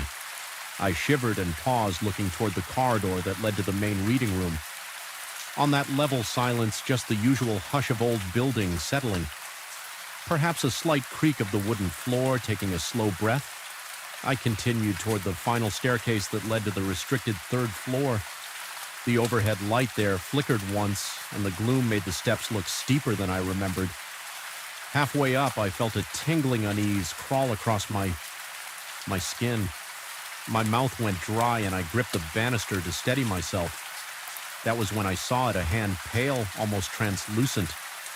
Resting on the iron rail a few steps above me, my lungs seized for a split second. I thought someone was leaning on the banister, but there was no arm, no shoulder, no body, just that single disembodied hand. My pulse hammered in my ears. Every beat felt like a drum pounding inside my head. I froze, afraid that if I moved, whatever it was might notice me. The hand was motionless, its fingers curled delicately around the iron, the skin. If that's what it truly was, had a faint bluish tint for what might have been. Mere seconds, but felt like an eternity, I stared in absolute horror. Then, as though sensing my gaze, the hand vanished. It didn't pull away or dissolve. It simply ceased to be there, as if it had never existed. I couldn't even manage a scream. My throat was tight, and it felt like I'd swallowed shards of ice, trembling. I stood there for a long while, unsure of whether to retreat back down the stairs or press on a voice in my head. Insisted that I must have hallucinated, that it was just a flicker of shadow in imagination, but the goosebumps on my arms, the sweat on my palms, and the dry highness in my mouth confirmed how real it had felt. I considered running downstairs to find the guard, but shame pricked at me. I was a grown man, not a frightened child. If I told him I'd seen a phantom hand on the banister, I might lose any credibility I had. Besides, part of me wondered if the stress and the eerie quiet had just played tricks on my mind in an effort to restore calm. I forced myself to focus on the steps each footfall measured until I reached the third floor door. My hand shook so badly it took me a few tries to fit the key into the lock. The reading room beyond was large, its high ceiling supported by thick wooden beams. Many of those beams were carved with ornate designs, so worn by time that they looked like faces melting into the wood. Rows of shelves ran the length of the room, containing countless volumes that smelled of old leather and dust. The overhead lighting was even weaker here, many bulbs either dim or burnt out. I noticed a distinct hush. An absence of sound that bordered on suffocating. My breathing sounded too loud, too ragged. I turned on a small desk lamp near the central table, determined to focus on my work. The library wanted me to update the records of a few manuscripts, verifying their condition and cross-checking references, but all I could think about was that hand. Every creak of the floorboards made my heart race anew. My back felt exposed, as though eyes were sliding over me from the dark corners. I started to notice odd details. A stack of books on the far shelf that appeared to have shifted positions since the last time I visited, the faint smell of mildew intensifying in a corner near an old tapestry, and a slight but constant rustling that I couldn't source. Whenever I stopped to listen carefully, the rustling fell silent, only to return in the periphery of my hearing. Moments later, at one point, I thought I saw a shape move in my peripheral vision. I looked up, searching the aisle between two tall shelves, but it was empty. My scalp prickled, and I felt a bead of cold sweat slide down my temple. Forcing a steady breath, I clung to the logical explanation that my mind was on edge and conjuring phantoms out of the gloom. After about an hour of this, my nerves were frayed. I packed up the manuscripts I had managed to catalog and locked them in a special cabinet. My plan was to hurry downstairs and maybe call it a night. That was when I heard a faint scraping sound near the far end of the room, something like nails being dragged across wood. My breathing quickened and my heart pounded so fiercely it almost hurt. I stepped toward the door, intending to leave, but an inexplicable force seemed to draw my attention against my better judgment. I found myself walking toward the origin of the sound. Each step felt like it vibrated in my bones. The desk lamp's light couldn't reach that far, so the corners were a murky darkness that seemed to shift with my movements. In that dimness, I caught a glimpse of something near the shelves, a figure too tall to be a person. Its outline faint but unmistakable. It seemed elongated, as though stretched the moment I registered its shape. It slipped out of sight behind a row of ancient folios. My breath came in ragged gasps, yet a compulsion to see it more clearly drove me forward. Every muscle in my body screamed to run, but curiosity, or perhaps some primal fear of the unknown, pushed me on, rounding the corner of the shelf. I pointed the narrow beam of my flashlight into the darkness. The light danced across old wooden boards, dust motes swirling in the air. Nothing was there. The scraping sound had stopped, replaced by my own thunderous pulse. For a while, I just stood there, scanning every inch of the space. Eventually, I whispered a reassurance to myself that maybe it was just a draft. Then I heard a soft sigh. It wasn't mine. I spun around the flashlight beam, jerking wildly across the spines of books. The sigh came again, like a gentle exhalation filled with regret. My nerves felt stretched to a breaking point. The flashlight flickered, and in that instant I sensed movement, like something brushing past me close enough to rustle the loose fabric of my sweater. I yelped, nearly dropping the flashlight, and the beam revealed a swirl of dust in the air, as though something had just disturbed it. I felt my insides turn to ice. Whatever was there, it moved with purpose. I backed away, my breath shallow and panicked. My ankles bumped against a chair, and I almost tripped. It was then that I decided I couldn't stay on that floor for another second. I sprinted for the door, my footsteps echoing across the silent reading room. As soon as I reached the staircase, my mind replayed the image of that pallid hand resting on the banister. I couldn't bear to let my fingers touch the same spot, so I pressed my back against the wall, my free hand guiding me unsteadily down the steps. My legs trembled so badly I feared I might tumble headlong when I reached the second floor. I paused, swallowing against the dryness in my throat. The corridor was dark, and the single overhead bulb flickered on and off for a moment. In the strobing light, I thought I saw a faint silhouette at the far end, but it disappeared when the bulb steadied. My heart refused to slow each breath. Felt insufficient, as though the air in the library no longer carried enough oxygen downstairs. The security guard had returned. I stood at the reception desk, sipping coffee through the haze of my terror. I heard him ask if I was feeling all right, though in my dad's state it sounded almost muffled. I barely managed to nod and muttered a weak explanation that I felt under the weather. I didn't mention the hand, the figure, or the scraping sounds. My mind spun with questions. Had I genuinely seen something supernatural, or had my imagination spiraled out of control in the oppressive silence of that old library? Regardless of the truth, I dreaded ever going back to the third floor alone. The next evening, I lingered on the first floor, claiming I needed to reorganize some reference materials. In reality, I just didn't want to go anywhere near that staircase. Every time I glanced at it, my stomach twisted. I found myself hyper-aware of the building's noises, the whisper of a breeze through the rafters, the subtle groaning of the pipes, the soft hum of fluorescent lights. Each sound set my nerves on edge. Night after night, that sense of being watched returned. Especially if I ever strayed too close to the stairs, the recollection of that pale hand burned in my mind. My fear built like pressure in a boiling kettle, threatening to scream. Eventually, I confided in a fellow volunteer using vague terms. I mentioned that I had a bad feeling about the third floor, that something about it made me uneasy. The volunteer just shrugged, saying they also disliked that floor at night. They'd never witnessed anything strange, but they claimed the atmosphere up there was stifling. They had heard rumors of odd occurrences, books misplaced, inexplicable cold spots, even a faint smell of decay that would drift through the aisles and vanish. No one could pinpoint a rational cause. That conversation should have comforted me by confirming that others found the space unsettling, but instead it amplified my anxiety. It meant I wasn't entirely alone in this perception. Something was genuinely off about that place. Something. Beyond mere shadows and drafts, my mind became a storm of death, out and dread. I found myself awake at night, replaying the scene of that spectral hand on the banister. I could still see the curve of its fingertips, the uncanny stillness of its pale flesh. At times I worried I was losing my grip, that I'd let a momentary hallucination toy my reality.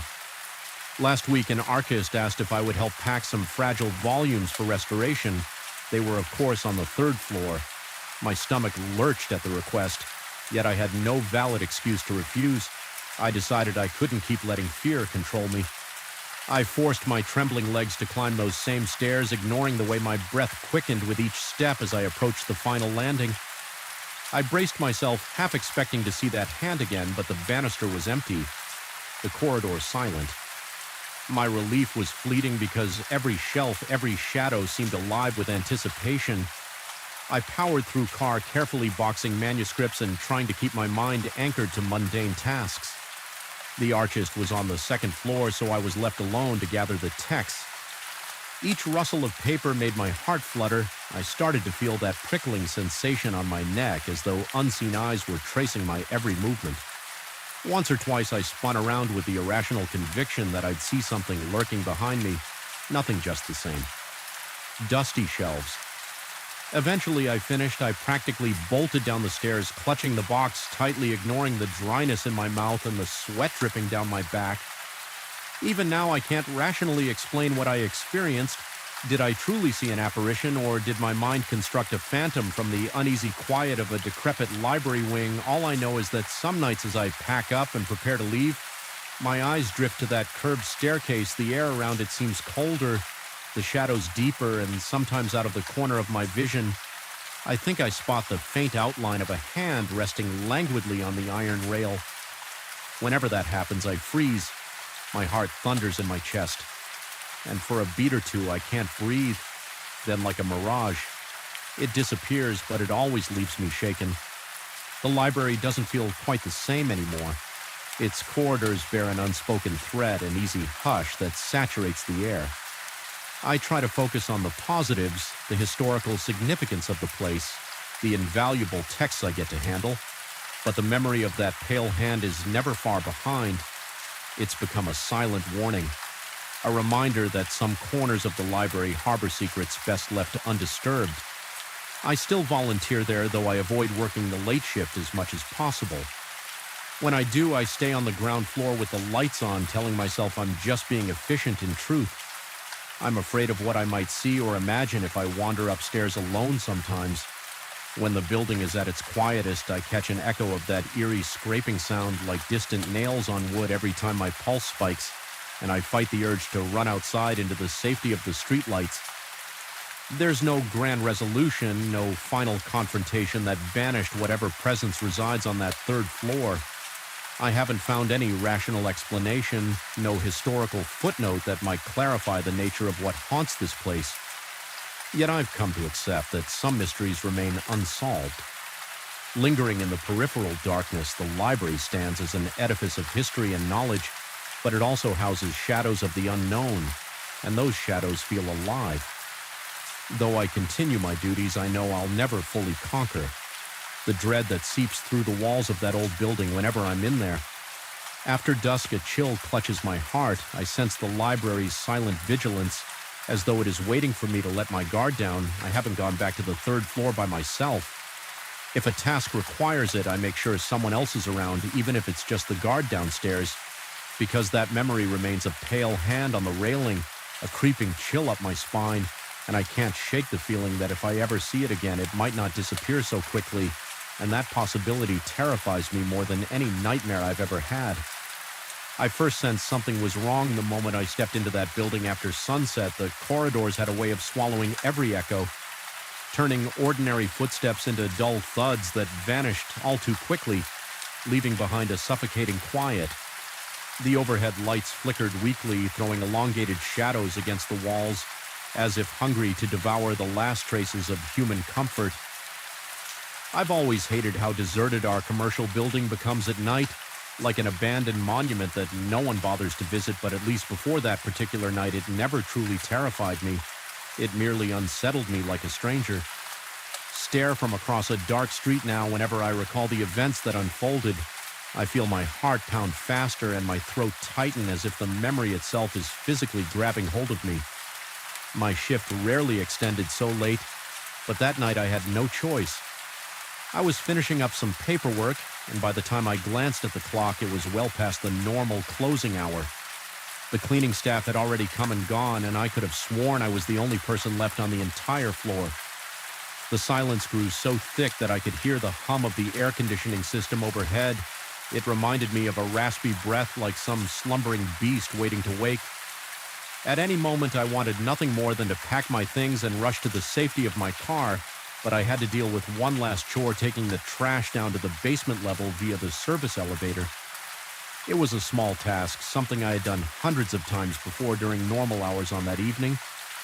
Though it felt like a trial I wanted to avoid at all costs. I pushed the trash bin down the hall, trying to ignore the heavy shadows flickering along the corridor. The wheels squeaked loudly, echoing with each rotation. It set my nerves on edge. A part of me scolded my own imagination for running wild. It's just a building. It's just night. I told myself, yet I couldn't shrug off. The sensation that I was being watched, my skin prickled at the nape of my neck, and my palms grew clammy around the handle of the bin.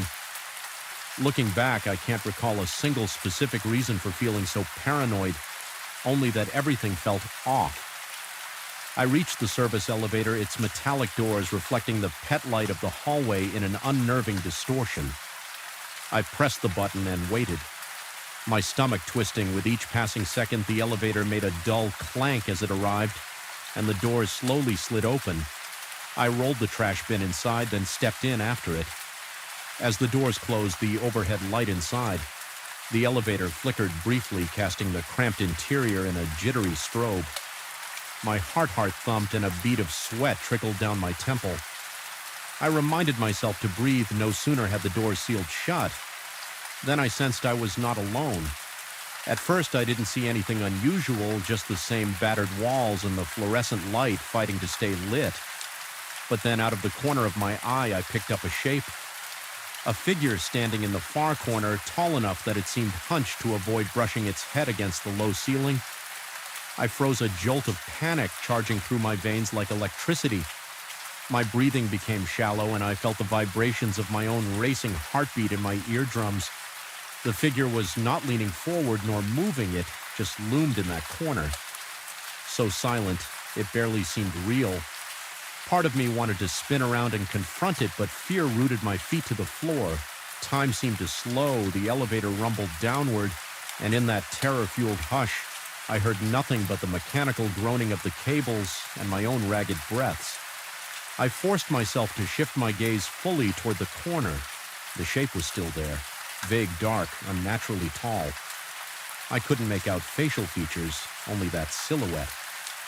I could have sworn the air around it looked denser, like a pocket of darkness. That had somehow gained its own volition. My throat was so dry it felt scratchy when I swallowed. My back was cold with sweat, and I prayed silently for the elevator to reach the basement. It felt like a lifetime. Before the doors finally creaked open, the trash bin rattled as the elevator halted. Light from the hallway spilled into the cramped interior, and I exhaled shakily, feeling the tension in my legs when I dared to look back at the corner to see if the figure was still there. It was gone just like that. I found myself staring at an empty space. The corner looked harmless, just scuffed metal walls and a dingy floor. My mind reeled for a moment. I wondered if exhaustion had gotten the best of me, but I was shaking so badly that I struggled to steady my hands on the trash bin. I rolled it out, then left it near the service area. I remember standing in that hallway, the flickering fluorescent lights above me, chest heaving in a dreadful sense that I just witnessed something that shouldn't exist. 1,000 rational explanations sprinted through my thoughts. Shadows. Reflections, a hallucination caused by lack of sleep, yet none of them felt satisfactory. I rushed back upstairs using the main elevator. The contrast between the bright, relatively clean interior of the lobby-level elevator and the dingy service. One struck me, it felt like I traveled between two worlds. By the time I returned to my desk, my shirt was damp with perspiration, and I couldn't stop glancing over my shoulder. half expecting to see that towering silhouette lurking behind me. The rest of the building was still mocking me with its emptiness. When I reached my office, I saved my files, powered down my computer, and forced myself to leave. The drive home was a blur of taut nerves and second guesses. I played music at a low volume, anything to distract myself from the crawling sensation that someone was watching me through the rearview mirror. I barely slept that night, tossing and turning, convinced that every creak in my apartment was the echo of footsteps. The next morning, in the clear light of day, everything felt less nightmarish. I told myself that the incident had probably been a trick of the mind, maybe a reflection from a nearby reflective surface, or a leftover bag of cleaning supplies that my eyes had distorted into a silhouette still. The memory made my palms sweat. I went back to work, determined to find some rational explanation and put my imagination to rest. My first stop was the building security office. The guard on duty was reading a newspaper. I asked as neutrally as possible if I could look at footage from the previous night. He seemed confused, but pulled up the relevant recording. We located the timestamp of when I had stepped into the service elevator on the screen. I saw myself pulling the trash bin, looking uneasy, glancing back and forth, but there was no one standing beside me, no elongated figure, no shape at all.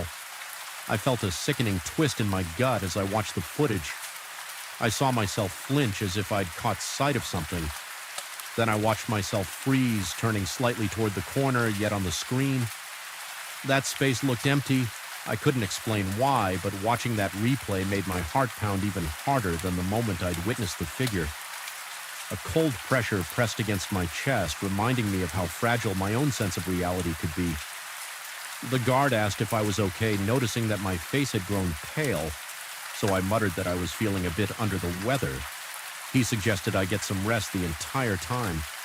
I remained fixated on that tiny pixelated screen, trying to rationalize the difference between my recollection and the recorded reality. I felt my composure slipping over the next few days. I tried to bury myself in work to avoid thinking about the incident, but the building itself didn't let me forget yet. Every time the sun began to set and the corridors grew dark, that familiar tension seized me. I became hyper-aware of every flicker of light, every flick of a shadow at the edge of my vision. My heart would race for no apparent reason, forcing me to stop and take deep, steady breaths. Once I swore I heard a low whisper while I passed the supply closet on the 12th floor, but when I pressed my ear to the door, there was only something silence. Another evening, I caught a brief reflection in a window, a tall shape gliding behind me. But when I spun around, the corridor was empty. My coworker in the cubicle next to mine noticed how jittery I was becoming. He asked if everything was all right with me, and if I needed any help. I told him somewhat truthfully that I'd been having trouble sleeping. He mentioned that maybe I was working too many late nights. I nodded, grateful that he didn't pry further, but inside I felt the dread growing. What if I really was losing my mind at night? My dreams became vivid, feverish nightmares. I would find myself trapped in that service elevator, the lights flickering overhead. Each time the doors opened, the hallway was darker. Then before a shape impossibly tall would drift into the elevator like a shadow, made solid, pressing closer and closer until I could feel a freezing presence brushing against my skin. I'd bolt awake, gasping and coated in sweat. My pulse hammering. The next day I'd arrive at the office with blurry eyes and a roiling stomach, unable to shake the fear. I tried small, superstitious methods to fend off my paranoia. I kept a flashlight in my pocket, telling myself that if I could flood the corners with light, nothing could hide there. I avoided the service elevator when I could, though occasionally I had no choice but to use it for deliveries. Each time I felt my heart race and my throat constrict, but I never again saw the figure as clearly as that first encounter. I only sensed presences like cold spots in the air or shifts in the darkness. One Thursday evening, I had to work late again. A coworker was waiting for a ride, so I felt marginally safer that I wasn't alone on the entire floor. Eventually, he left, and I was once more the last person in that hollow structure. Outside, the wind howled, rattling the windows. The building seemed to sigh in response, and the lights flickered intermittently. I tried to concentrate on the task at hand, some digital reports that needed to be finished by the next morning. but I couldn't stop myself from glancing toward the corridor. Every so often, I imagined I saw a shape gliding past my peripheral vision, not directly visible, but present enough to make my muscles clench. By the time I finished, it was nearly midnight. I realized I needed to drop off a small package at the mailroom, which unfortunately was accessible only via that same service elevator or an incredibly long walk down 2 flights of stairs and through a poorly lit corridor. Against my better judgment, I chose the elevator, hoping it would be quick and painless. When I reached the service elevator doors, I paused, noticing they were slightly ajar. A faint light glowed inside. My palms grew slick with sweat, and I felt a chill ripple through my spine. The elevator wasn't moving, but it looked as though someone had pressed the button recently. I stood there for a moment, swallowing against the dryness in my mouth, trying to gather my courage.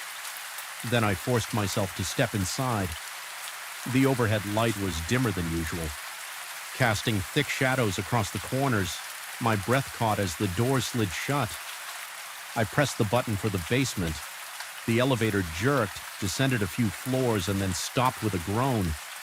Between levels, by the sound of it, my chest tightened as the fluorescent bulb above flickered in and out. Leaving me in near darkness, I pressed the emergency button repeatedly, but nothing happened. A claustrophobic panic rose within me, and I felt my vision dimming at the edges. That was when I saw it again, that tall, looming figure in the corner, motionless but unmistakably present. My lungs burned as I forgot how to breathe properly. I wanted to shout, but my voice stuck in my throat. The flickering light revealed only the vaguest outline, a black column of shadow I could feel rather than see the intensity of whatever it was staring straight into me. My body started shaking uncontrollably, a cold sweat washing over me. The temperature felt as if it had dropped 10 degrees. In an instant, I pressed myself against the opposite corner, heart crashing against my rib cage. The elevator's mechanical hum had gone silent, leaving only the faint crackling of the faulty light fixture. My mind raced. Was this real? A hallucination? Was I losing my grip on reality all the while? I felt that presence looming, almost blending with the darkness, yet more tangible than my own reflection. I closed my eyes, counting my breaths, trying to conjure any explanation that might calm me, but the terror was too absolute. Seconds ticked by like hours, until with a sudden jolt, the elevator came back to life and resumed its descent. The figure didn't disappear. This time I could still sense it right there, as if waiting. Every nerve in my body screamed to flee, but there was no escape until the doors opened. At last they slid apart with a groan and weak light from the basement corridor illuminated the interior. I stumbled out, nearly falling to my knees when I found the courage to glance back. The shape was gone, trembling. I delivered the package to the mailroom. My mind felt fragmented, teetering between rationality and blind panic. I decided then and there that I couldn't keep this up. No job was worth losing my sanity over. I resolved to speak to management the next day, request a shift change, or possibly even quit if it came to that. But that night wasn't done with me yet. As I headed back toward the main lobby, I swore I heard footsteps echoing behind me, heavy, deliberate steps that matched my pace exactly. My heart hammered and the hair on my arm stood on end. I spun around, expecting to see someone or something towering over me, but the hallway was empty. My breath was ragged and I was bathed in cold sweat. The walls seemed to close in and the overhead lights flickered madly. I forced myself to keep walking each step, an exercise in sheer will. My mind was shouting at me to run when I finally burst out through the main doors onto the silent street. I let out a gasping sigh, my limbs trembling so badly I could hardly walk straight. The night air felt cold and surreal, but at least it was free from the oppressive aura inside the building. I got into my car with fumbling hands the entire drive home. I kept glancing in the rearview mirror, terrified that I might see that tall silhouette in the back seat. Fortunately, it never appeared. By the time I reached my apartment, I was drenched in sweat and, shaking my mind, replayed the elevator sequence over and over like a broken record.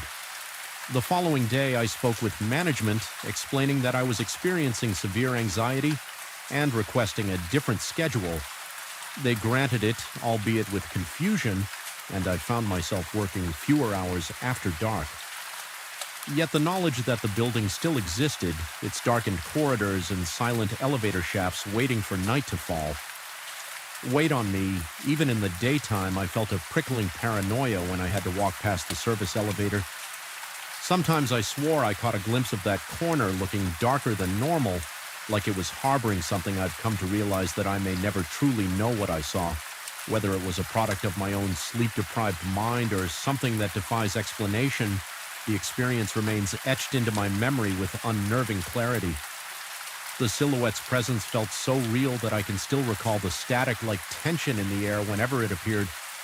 Whenever I find myself alone in a quiet hallway, even outside of work, I have to steel my nerves against the creeping dread that I'm being observed by something just beyond the edge of vision. On my last day in that position, as I was clearing out my desk, I mustered the courage to take one final ride down the service elevator. I told myself I wanted closure. I pressed the call button and the doors slid open with their usual dull chime. I stepped inside, half expecting the light to flicker, half expecting that looming figure to greet me. But the elevator stayed well lit, humming softly, descending all the way to the lobby. Without incident, I couldn't decide if I was relieved or unnerved. A part of me almost felt that the presence was simply choosing not to show itself this time, leaving me to question whether the events really happened or if my psyche had conjured them under stress. I left the building feeling unsteady, a knot of tension lodged in my chest even now after moving on to a different job. The memory lingers, the nighttime hush of that building still haunts my thoughts. Sometimes I dream of it, an endless labyrinth of vacant floors and flickering lights with that towering shadow waiting for me in the corner of the elevator, watching quietly, refusing to let me forget. Even though I escaped it physically, the lingering doubt and fear have stayed with me. I suspect they always will. It's difficult to convey the power of an experience that defies reason. I've tried to tell myself that it was a waking nightmare, a trick of peripheral vision or an artifact of my exhausted brain.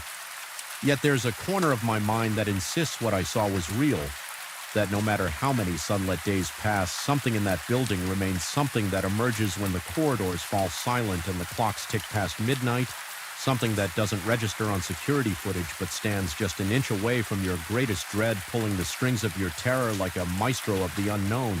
I wish I could say it's all behind me, but the truth is that moment in the service elevator changed how I see deserted hallways, flickering lights, and yes, even my own reflection.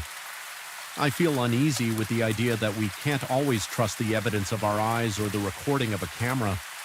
Sometimes what we see and what we don't are two halves of a horrifying secret, and sometimes that secret is tall, silent, and waiting in the shadows for your moment of weakness. Even though no physical harm came to me, I can't help but feel that the scars left on my psyche might never fully heal. The building still stands and night still falls.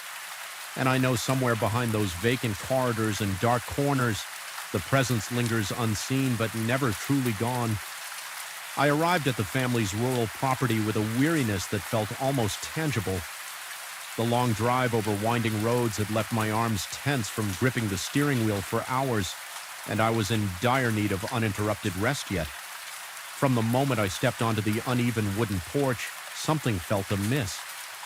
The wind was still the air, almost thick, and the sun, though bright, did not seem to warm my skin. I remember stepping into the house, dropping my bag by the door, and sensing a certain hollow. In the silence, it was as if the place exhaled stale air, greeting me with an uneasy calm. This was supposed to be a sanctuary, a refuge from the chaos of the city and the stress that had been gnawing at my mind. Instead, the atmosphere seemed to pulse with anticipation, like it was waiting for something I had no name for. I tried to dismiss my unease as mere exhaustion. My family's farmhouse, tucked away at the edge of a quiet stretch of land, had always been a bit isolated, and I told myself that isolation can sometimes feel eerie if you are alone after settling in. I wandered through the familiar rooms, noticing how age had worn the wooden floors and stained the curtains. The thick walls appeared to trap the light in strange ways, casting odd shadows. that seemed to move as I passed the smell of old timber dusty shelves, and distant memories lingered in the corridors, a faint reminder of the generations before me who had called this place home. The bedroom assigned to me was small and sparsely furnished, just a narrow bed, an old chest of drawers, and a full-length mirror leaning in the corner. The mirror's wooden frame was intricately carved with swirling patterns. Probably hand-hung decades ago, it gave off a dark gloss as though it had been polished countless times, yet never lost its antique dullness. Something about that frame caught my attention immediately. Maybe it was the way the carvings seemed to converge at the top, forming a vaguely unsettling shape like a face without features. I chalked it up to my overactive imagination. My muscles ached, and all I wanted was to lie down, close my eyes, and drift into oblivion. That first night passed quietly enough, though I woke once or twice heart-thumping. For reasons I couldn't pinpoint, I recall a momentary sense of vertigo when I glanced at the corner where the mirror stood. It reflected moonlight in a distorted silhouette so faint, I wasn't sure if it was actually there or just a trick of my exhausted mind. The room felt colder than it should, prompting me to pull the covers up to my chin and try to breathe calmly. Eventually, I slipped back into a restless sleep, telling myself I was simply on edge from the change in environment. The second day was meant to be a chance to relax, so I spent most of the morning walking around the property. The field seemed serene, dotted with small clusters of wildflowers and overgrown grass that swayed in a breeze I could barely feel. Every so often, I would hear the distant crack of a branch or a faint rustle among the shrubs. Each time I glanced around, I saw nothing out of place, yet a prickle of anxiety lingered at the back of my neck as I made my way back to the house. The sky began to darken with thick clouds, and the air became strangely still again. That stillness weighed on me like a silent warning.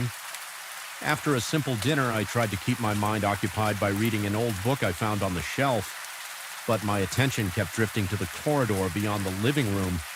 It was dimly lit by a single lamp, and the shadows seemed to stretch impossibly long, forming shapes that tugged at the corners of my vision.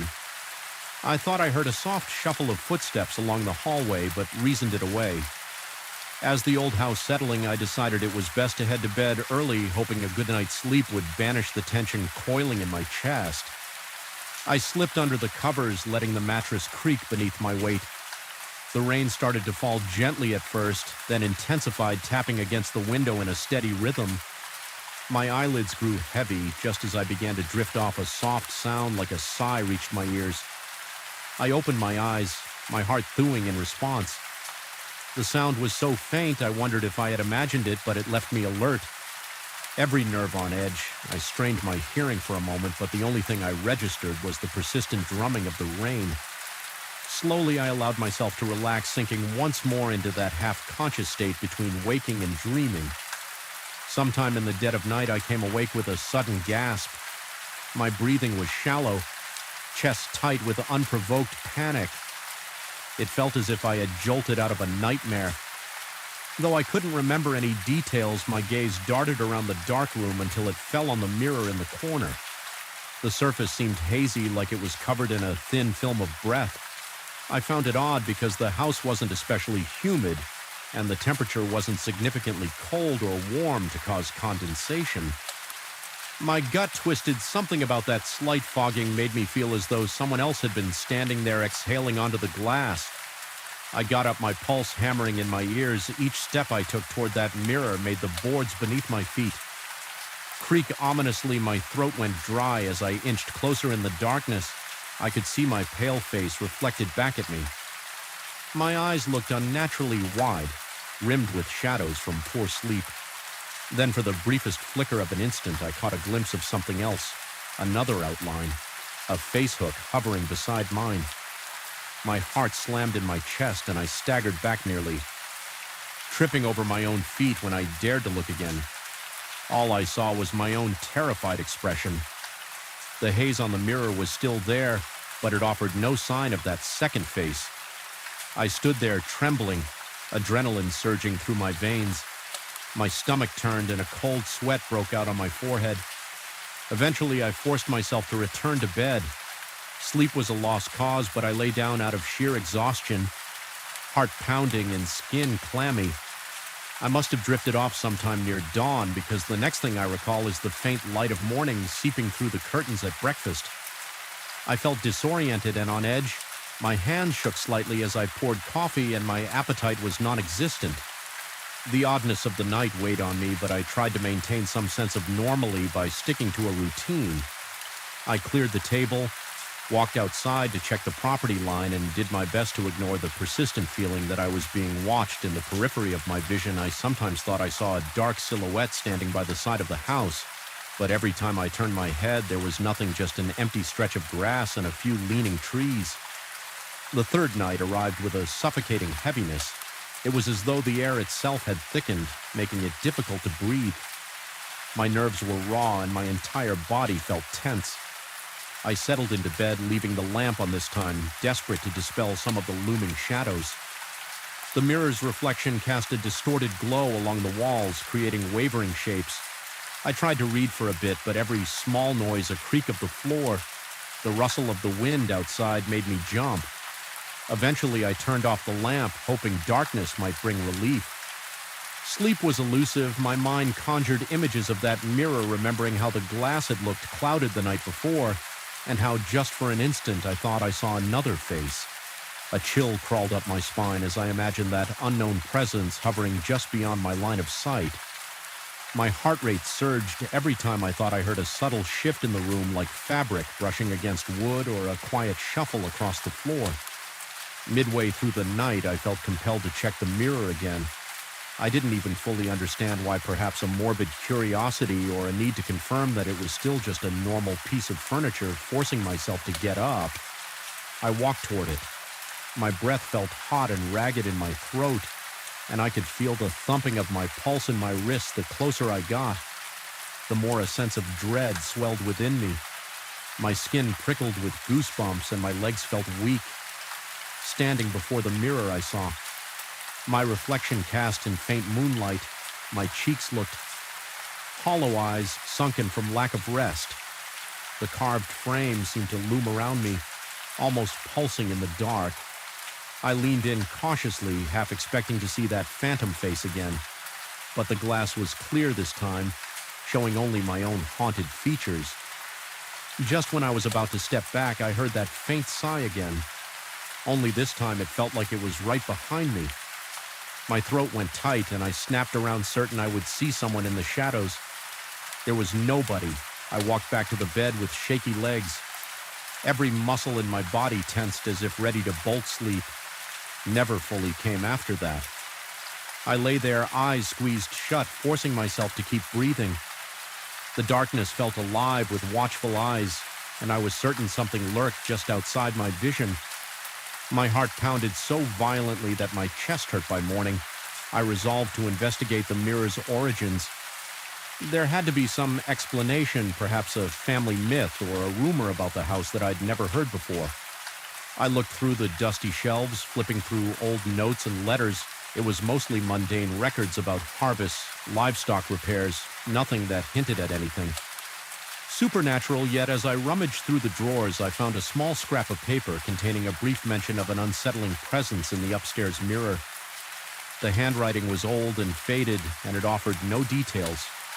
I stared at the words, my heart lurching with recognition. It seemed I wasn't the only one who had felt something unnatural about this object all day. The sense of being watched dogged me. I kept seeing shapes just out of my field of vision. A flicker of movement near the staircase, a suggestion of a figure peering through a window whenever I turned. No one was there. My paranoia grew with each passage hour, culminating in a near constant tension in my shoulders. Even the air smelled wrong, damp and sour like stagnant water. Night fell once more, and I dreaded returning to that room. My mouth felt as dry as if I had swallowed chalk, and my palms were slick with sweat. Nonetheless, I forced myself to lie down, hoping the ordeal would somehow subside. The hours stretched on, and I alternated between drowsy half-sleep and jolts of sheer panic. At some point, I became aware of a raspy sound like labored breathing. Just a few feet away, my eyes flew open, and I stared at the blackness, scarcely daring to move. My arms felt paralyzed, my lungs refusing to draw air. Naturally, the noise persisted, filling the silence with a slow, agonizing rhythm. I mustered the courage to flick on the lamp. The sound stopped instantly, as if someone had plugged a leak in a pressurized chamber.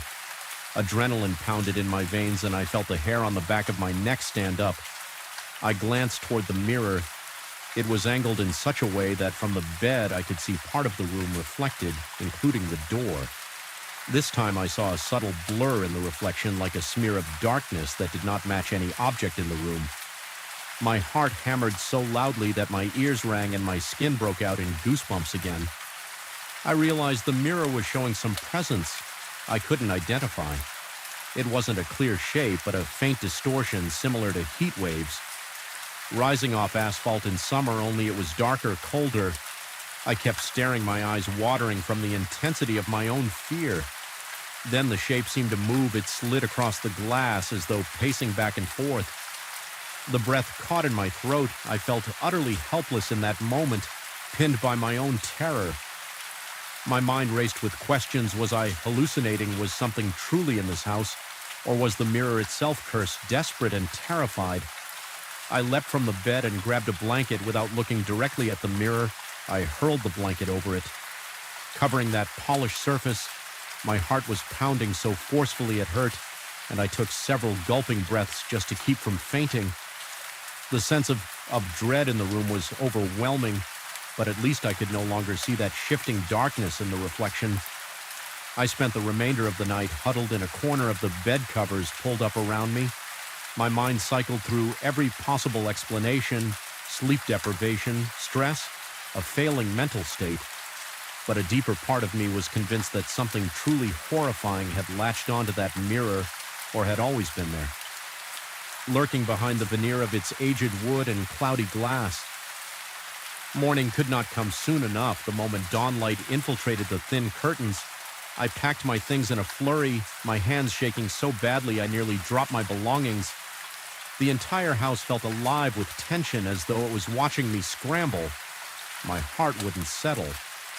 Pounding furiously while I stuffed clothes into my bag, I wanted nothing more than to leave that place, to put as much distance between me and that mirror as humanly possible. I left the blanket draped over the mirror. I couldn't bring myself to look at it one last time. The thought of seeing that presence, or worse, seeing an actual face, made my chest tighten. As I closed the bedroom door behind me, I felt a subtle pressure in the air, almost like a hand pressed against my back. Ushering me out, my fear spiked again, but I forced myself to stay composed, reminding myself that if I panicked too much, I might never escape once. Outside, I could breathe a little more freely, though I noticed the sky was a dull gray, oppressive clouds looming overhead. I got into my car, started the engine, and didn't look back. My pulse thundered as I drove away, half expecting to glance in the rearview mirror and spot something sitting in the back seat. That entire drive felt surreal. My mind still struggling to reconcile the events of the past days with any kind of rational explanation. Even now, as I reflect on the experience, my pulse quickens. I can't quite convince myself it was all in my head when I think about that mirror and the face I almost saw. I feel a cold sweat break out on my skin sometimes in the dead of night. I jolt awake, convinced I hear that faint sigh drifting across the room, or see a haze forming on a reflective surface. In those moments, I remind myself that I left that haunted place behind, that I escaped whatever was lurking in that old mirror. But there's a part of me that can't help wondering if it followed me, slipping out through the corner of my eye, finding its way into my reflections. Wherever I go, the unease it left in my mind has become a constant companion, a lingering sense of dread that flares up whenever a dark corner or a polished window catches my gaze. Sometimes late at night, I catch myself holding my breath, listening for that quiet sigh, waiting for the next sign that I'm not alone. And every time I pass by a mirror, I catch myself pausing, fearing that if I look too closely, I might find something staring back that isn't me. A biting wind lashed the side of our car as if nature itself tried to warn us away from the road. That night, the headlights carved weak tunnels through the thick darkness, revealing little but swirls of dust and endless stretches of scraggly weeds. There was no moon to comfort us, only a mass of storm clouds closing in, swallowing the sky and leaving me with an unshakable sense that we were driving into something we should never witness. My hands felt clammy on the steering wheel. My heart pounded so violently that each beat seemed to echo within the silent interior. Even my friend, who usually possessed an unflappable excitement for roadside adventures, had grown unusually quiet. It was the kind of night when the world seemed hollow, and yet everything was charged with the promise of menace. I recall that we had set out earlier that day with bright intentions. We wanted a collection of off-the-beaten-path photographs, something to impress other enthusiasts who swore by tourist traps we'd planned meticulously, layering up memory cards and external batteries, convinced that our spontaneous route along old unmarked back roads would yield stunning shots of abandoned barns and rolling fields by the time the sun sank behind the hills, leaving the landscape dull gray. I already felt a sense of creeping unease. We were deep in the middle of nowhere with the next town pinned on a map that looked more theoretical than actual. My friend had said we'd find a small motel if we kept going north, so I reluctantly agreed to continue, but as we turned onto a pitted dirt road around 10 at night, a hollow feeling in the pit of my stomach told me we were making a mistake. The only light came from our high beams, feeble and flickering, illuminating twisted fences and occasional clumps of trees that leaned across the road like conspirators. The notion that we might see a house or another car seemed increasingly far-fetched. The place was eerily deserted. Then I saw him, a lone figure walking on the shoulder, no jacket, no visible bag arms hanging at his sides. At first, I nearly convinced myself I was hallucinating. No one would be out there in the freezing wind with darkness engulfing all directions. But there he was. I slowed down reflexively, uncertain if he needed help, and that was when he lifted one hand in a stiff motion, signaling for us to stop. His face, illuminated by our headlights, was painfully neutral. His eyes held no warmth or desperation, only a stillness that set my nerves ablaze. I could not explain why, but something in that gaze made me feel as if I were an intruder. My friend murmured that we should offer him a ride, but I found myself shaking my head. Every instinct told me to keep going. I gave the slightest nod of acknowledgement to the stranger, but pressed on the accelerator. I saw his expression remained unchanging through the side mirror, and the reflection of his eyes never wavered. Even as the car picked up speed, he stood there motionless. Staring after us for the next 30 minutes, the road seemed endless and suffocating. My friend asked repeatedly whether we had made the right choice, but I barely managed to answer. Instead, I felt my skin prickle with waves of cold sweat. The hair on the back of my neck stayed stiff, as if expecting an invisible hand to clamp down at any moment. When we finally reached a dimly lit gas station, relief washed over me in trembling currents. The sight of fluorescent lights, the distant hum of a soda machine, and the ordinary clutter of parked vehicles felt like a lifeline to sanity. I stepped out, legs shaky, noticing the battered sign listing outlandish gas prices. I filled the tank in silence in the background. My friend was telling me we should at least mention the man to the station attendant. I only nodded absent-mindedly, too unsettled to form coherent words. Inside, the station attendant seemed disinterested, responding with non-committal shrugs when my friend recounted that we'd seen a man on the roadside. He casually mentioned that drifters sometimes pass through, though not typically this late yet. There was something in the attendant's voice, an edge of forced calm that only magnified my apprehension. Perhaps he had encountered something similar before and was making every effort not to spook us further. When my friend asked if there was a more direct route ahead, the attendant simply suggested staying on the main gravel road for another hour. If we kept going, we would eventually reach our intended motel. My pulse throbbed in my ears as we stepped back outside, uncertain but unwilling to linger in a gas station that felt haunted by unspoken stories. We pulled out onto the road again, hoping that 30 more miles of driving would pass uneventfully. My eyes strained against the darkness. The tension in my chest was almost unbearable. I kept checking the rearview mirror as if expecting to see that figure trailing behind us impossibly keeping pace. The wind picked up, rattling the car windows. I felt the wheel shutter under my hands, as if the entire world wanted to unhinge and plunge us into the depths of some nightmare. My friend remained quiet, occasionally pointing out a battered billboard or a turnoff sign, but neither of us truly believed we'd see anything normal again. Then around midnight, we reached the same stretch of road where we had first seen the man. My heart hammered so violently I could feel my pulse throbbing at my temples. Sure enough, there he stood this time in the middle of the lane directly in our path. I slammed my foot on the brake, the car fishtailing slightly on the gravel. The man's posture was rigid, hands by his sides, that same eerie stillness in his eyes. I became hyper-aware of every tiny detail, my breath rattling in short bursts, sweat trickling down my back, the dryness coating my mouth.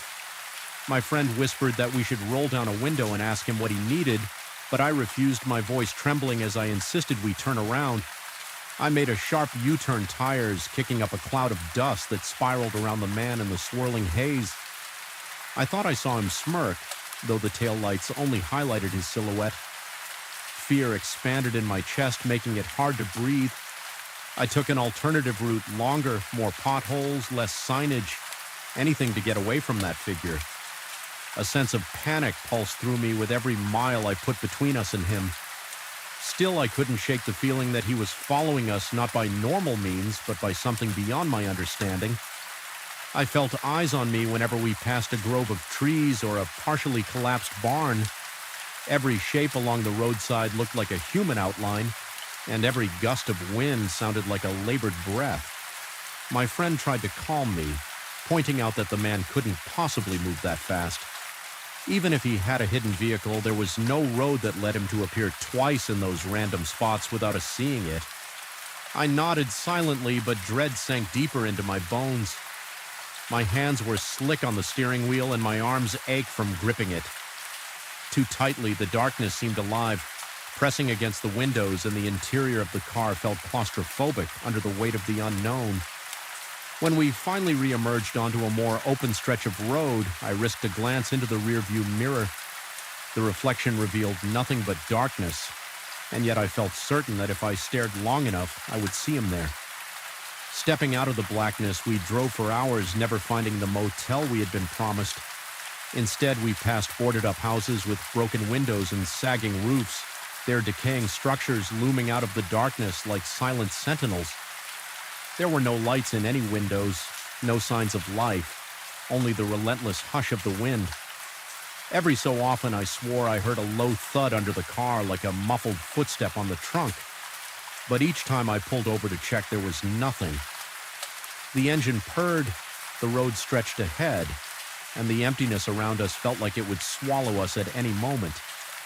A creeping paranoia began to gnaw at my mind.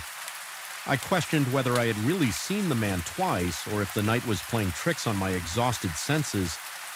My friend tried to reassure me, suggesting that maybe we had simply passed two different hitchhikers who wore similarly dark clothes, but I knew it was the same man with the same blank expression and unnaturally intense stare. I couldn't articulate how I knew, but it seemed as though his image had branded itself onto my subconscious so that I would recognize him. No matter how quickly we drove by, each time I recalled his vacant face, my heart began pounding new, and a wave of goosebumps spread over my arms. We eventually decided to pull over at a clearing next to a small cluster of trees. Purely because my body trembled with exhaustion.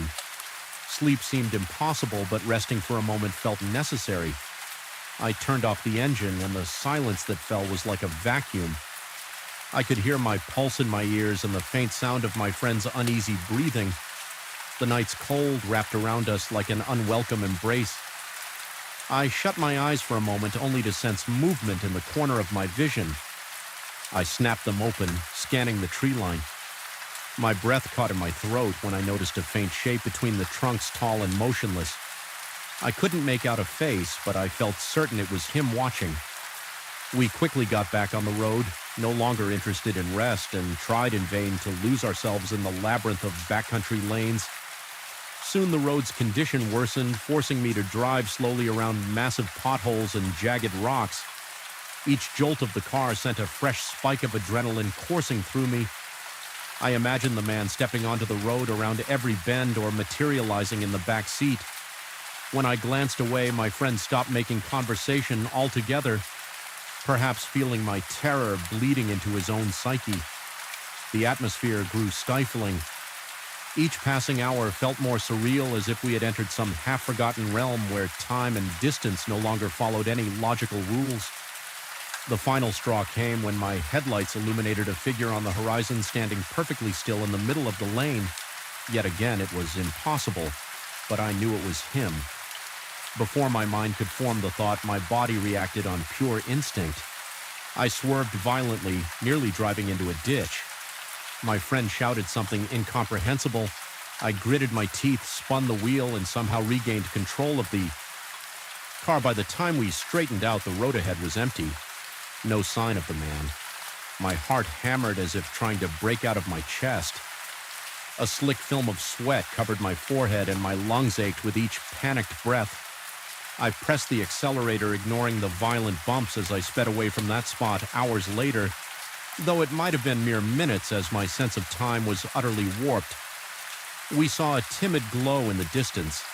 It turned out to be a pair of old floodlights. Illuminating a rickety metal sign, it marked the edge of a small town we'd never heard of, but at that moment it felt like a divine beacon. We pulled into the single motel near the sign, and I practically stumbled out of the car, legs numb and heart still drumming. My friend muttered that he didn't care what the room looked like. We just needed a roof over our heads, a locked door, and a chance to breathe. The lobby was empty, with a note that said the key was under the mat. If we arrived late, we found it stumbled to a musty-smelling room and bolted the door behind us that night. I couldn't sleep. Every time my eyes drifted closed, I felt an invisible presence. Just beyond the window, my heart wouldn't slow its gallop. Each rustle of wind made me tense, half convinced the door handle was about to turn. At some point, I sank into a restless doze filled with swirling images of headlights, empty roads, and that piercing stare when morning finally arrived. The grim pale light gave me no comfort. I felt as though I had escaped a labyrinth of nightmares, but I could not shake the certainty that something had followed me out. We left that town as soon as we could, opting for a more populated route back to civilization. Yet even in daylight, every roadside figure triggered a jolt of panic, and my chest constricted until I was certain it wasn't him. I've replayed those events countless times since I've wondered whether I hallucinated the entire thing, or if we inadvertently crossed paths with something not entirely human. Sometimes in the dead of night, I recall the way his eyes looked under the headlights, cold, unblinking, as if dissecting my soul with a single glance. To this day, I still feel unsettled whenever I drive alone at night. The memory of that silent man at the edge of the road persists, a ghostly reminder of the boundaries we crossed in our quest for hidden places. I often ask myself what would have happened if I'd stopped the car or if I hadn't seen him in time, but perhaps the most terrifying question is how he managed to appear again and again, defying the logic of time and distance. I've tried to rationalize it, suggesting he might have had some vehicle stashed away or that he was simply a drifter with uncanny luck. Yet deep down, I sense an answer far more disturbing. Even now, I sometimes dream that I'm driving down a deserted road at midnight, the air thick with dread, the darkness absolute in the dream. I see the man again standing in the middle of the lane, impossibly close to my headlights as I press the brake pedal. He turns his head and stares straight into my eyes, wordlessly demanding something I cannot give. I always wake with a racing heart, drenched in sweat, uncertain whether I've just escaped a dream or momentarily glimpsed another reality, and I suspect that if I ever venture back to those forsaken roads, I might find him waiting. Eternal, silent, and inescapable, the thought still sends a cold shiver through my entire body, a reminder that not all roads lead to places we're meant to go. Sometimes the darkest paths are better left unexplored. From the moment I turned off the main highway onto that lonely dirt road, I sensed something was wrong. It was an oppressive kind of silence that seemed to settle around me, as if the breeze and the birds conspired to hush themselves. In my presence, my headlights traced the contours of leaning trees, their branches reaching out like skeletal arms, urging me to turn back, but I was determined to find this hidden stretch of river that I had been told was perfect for fishing. Remote, calm, and rarely visited, I had planned this weekend to clear my head, to be far from the noise of the city. yet I couldn't shake the feeling that I was trespassing somewhere I didn't quite belong. My gut told me that I was heading toward an experience I would rather not have. Even before I arrived at the campsite by the time I finally parked, dusk was already thick around me. The orange glow on the horizon had receded into a faint purple haze, leaving the landscape coated in a veil of shadows standing by the trunk of my car. I realized just how isolated I was. There were no other vehicles, no signposts, no lights from distant cabins or houses. Only an endless expanse of trees and brush punctuated by the faint gurgle of flowing water somewhere beyond. I felt a momentary spike of unease, but I forced myself to ignore it. I told myself I was just being overly cautious, that this was precisely the solitude I had longed for. I trudged down a narrow trail leading to the riverbank gear clinking with each step, the dusty ground crunching underfoot. Eventually, I found the spot I had been told about, a gentle bend in the river where the current slowed enough to create a shallow pool. The water glistened under the last remnants of twilight, looking deceptively calm, perfect for casting a fishing line. I thought I set up my tent close to the river's curve, driving the stakes into the hard ground with deliberate, forceful blows as though asserting my presence might ward off any misgivings. My breath was steady, but my heart thumped a little louder than usual. I tried to quell my own nerves by focusing on the mundane tasks of securing the tent, unrolling my sleeping bag, and prepping a small area for a campfire. When night finally fell, it descended completely. The moon was a thin crescent, giving me only the barest sliver of light. My fire struggled against the inky darkness, spitting and crackling, but never truly illuminating the full expanse around me. Every few minutes, I would hear a rustling in the nearby brush or the plop of a fish somewhere. Downstream, and I'd feel the hairs on my neck bristle. I reminded myself that all forests come alive at night. Small animals, scurry insects, buzz branches sway. These were normal sounds, yet each subtle noise was enough to send a fresh jolt of adrenaline through my body. The sensation of being watched was already creeping in, but I tried to suppress it. I sat on a folding chair near the fire, my fishing rod set aside for the early morning hours. The temperature dropped faster than I expected, and a cool wind carried the smell of wet earth and decaying leaves as I warmed my hands near the flickering flames. I caught a glimpse of movement across the river, a dark shape taller than any bush shifting among the trees on the opposite bank. At first, I strained to see if it might be some animal, maybe a deer or a lost hiker, but there was something unnatural in the way it moved, slow and deliberate, as if it was examining me. My pulse quickened and my mind raced through a jumble of possibilities. Whatever it was, it made no sound, just footsteps, heavy and resonant, snapping twigs underfoot. I felt a cold spike of fear carve a path through my gut. I wanted to call out to ask who it was and whether they needed help, but the rational part of me resisted the presence of another person here this late without any kind of flashlight or camping gear. Seemed off my adrenaline spiked even more. Eventually, I mustered enough courage to give a short shout, something like, "Is anyone there?" The only response was silence, a suffocating, almost tangible silence. No birds, no breeze rustling the leaves, nothing. Despite the warmth of the fire, my skin broke out in goosebumps. Anxiety slithered up my spine, and I kept telling myself that maybe it was just my eyes playing tricks in the darkness.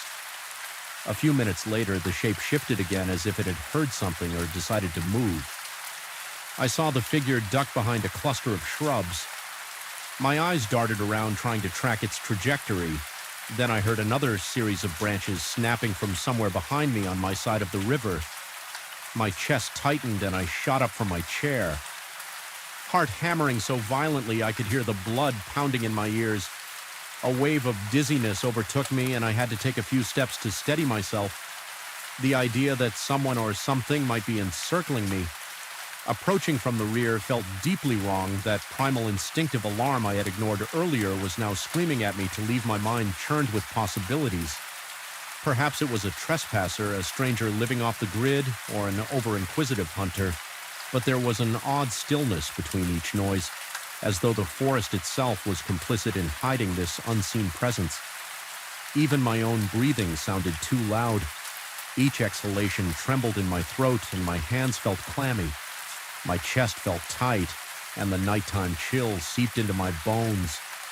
No matter how close I stood to the fire, time stretched on and the footsteps eventually receded, but I could sense I was no longer alone.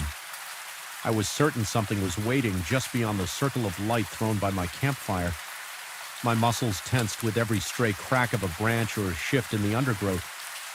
At one point, I tried to focus on the small tasks again, rearranging some of my gear, sipping water from my canteen, checking the dryness of my spare clothes just to distract myself. Yet my ears never stopped straining for the slightest sign of movement, my skin prickling at the possibility of a hidden observer. When I finally retreated into my tent, I felt anything but safe. I zipped the entrance closed, but that flimsy barrier offered little solace. My flashlight flickered across the fabric walls, revealing ominous shapes formed by tree shadows each time the wind gusted.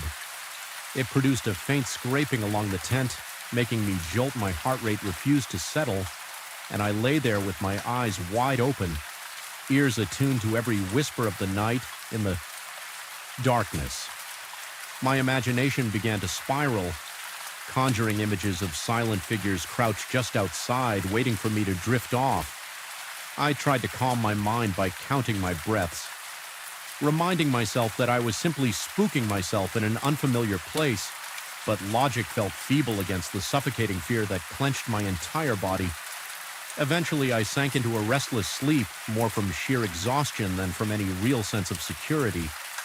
I awoke in the gray pre-dawn light, feeling groggy and disoriented. My back ached from the uneven ground, and my throat was parched for a moment. I convinced myself that the unsettling events of the previous night had been exaggerated by fatigue as I stepped outside. The river drifted lazily by, and a light fog hovered over the surface. Birds chirped cautiously in the distance, and the forest seemed almost peaceful. I wanted to believe that the sense of dread had been just my nerves. I gathered my fishing rod, positioned myself near the shallow pool, and cast my line. The anticipation of a catch was a small comfort. I tried to immerse myself in that routine, letting the rhythm of reeling in and casting out lull me into a temporary calm. Yet every now and then, I'd notice something off, footprints in the damp soil oil along the bank that certainly weren't mine, or bent branches overhead that seemed too high for me to have caused. Every unexpected detail tugged at my renewed anxiety. Around noon, I decided to move around a bit, scouting a different part of the river's bend. As I hiked through the patchy undergrowth, I found signs that someone had passed through recently broken twigs, fresh imprints in the mud, even a tuft of fabric stuck on a branch. The color of the fabric was a dark, muddy shade, something that could easily blend into the shadows immediately. I felt that spike of unease return. There was no rational reason for anyone else to be out there without a visible campsite or vehicle nearby. By late afternoon, a bank of ominous clouds had rolled in, turning the sky a sickly gray. Thunder growled in the distance. The forest grew dim, shadows stretching across the ground like long fingers. My plan was to stay another night and continue fishing the next morning. But that creeping sense of being stalked had grown too powerful to dismiss. My every instinct told me to leave before nightfall trapped me again. The problem was that curiosity and stubbornness fought to keep me from running off. I almost wanted to prove to myself that I could endure a single night alone by the river without succumbing to irrational fear. After all, I had seen no direct threat, just unsettling signs and fleeting shadows. That second night, I tried to set up a larger fire, gathering extra wood in hopes it would burn longer and brighter. A gusty wind made the flames dance unpredictably, casting wild shapes across the trees. The shadows twisted and elongated in ways that looked almost animate. My pulse quickened each time a flicker of light suggested a silhouette lurking at the edge of the woods. Occasionally I heard something, a footstep, a broken branch, or maybe just the wind, but it always seemed too measured, too intentional to be random. Forest noise, it was like the presence I'd felt the night before was still there. Watching me, assessing me, the night dragged on my stomach, churned with each minute that passed. My breathing felt labored, as if the air were heavier than usual, pressing down on my chest. At one point, I stood brandishing the largest stick I could find, Feeling foolish but too scared to be embarrassed, I even tried to speak aloud loud in a halting, quivering tone, insisting that whoever was out there show themselves or leave me alone. My voice sounded small and desperate, swallowed up by the surrounding darkness. In the moments after my outburst, the forest seemed to hold its breath. My heart pounded so loudly I was sure it could be heard for miles. Then faintly I caught a glimpse of movement through the trees to my left. It was a shape hunched but tall. Swaying slightly, my eyes strained. But the darkness made it impossible to see features. My scalp prickled and my body broke into a cold sweat. I took a trembling step toward the shape my makeshift club gripped tightly, and I nearly gagged from the metallic taste of fear pooling in my mouth. The figure seemed to drift back into the gloom, leaving me gasping for air. The rest of that night became a haze of anxiety. I felt sure that at any moment something would lunge out of the darkness, or the tent walls would collapse under some assault. Yet it never came. Instead, I was tormented by a deep, persistent paranoia. Every shift of the wind sounded like footfalls. Every crackle of the fire made me twitch. My thoughts spiraled into madness, and I questioned whether I was hallucinating or if something unearthly truly prowled the riverbank. My entire body trembled and my throat stayed desert dry. No matter how much water I sipped when dawn finally broke, it didn't bring relief. My nerves were shot, my eyes blurry from lack.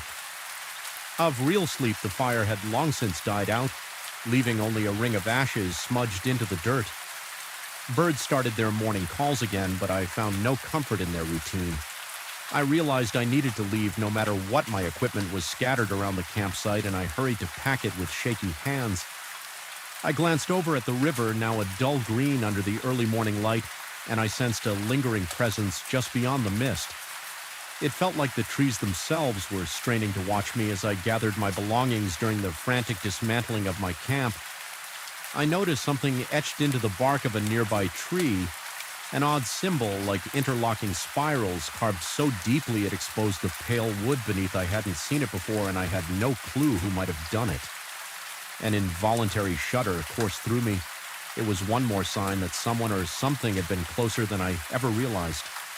During the night, I felt exposed and foolish for staying as long as I had. I practically sprinted back to my car, constantly looking over my shoulder, convinced that any second I would see that dark figure skulking through the trees behind me. My shoulders were knotted with tension, my shirt damp from cold sweat. My mind raced with jumbled thoughts, and my chest felt tight with unresolved dread. After what seemed like an eternity, I reached my vehicle, threw my gear in, and slammed the door. My hands trembled as I turned the key in the ignition. The engine roared to life, and for a split second I thought I saw a movement in the side mirror, just a flicker of black darting among the trees.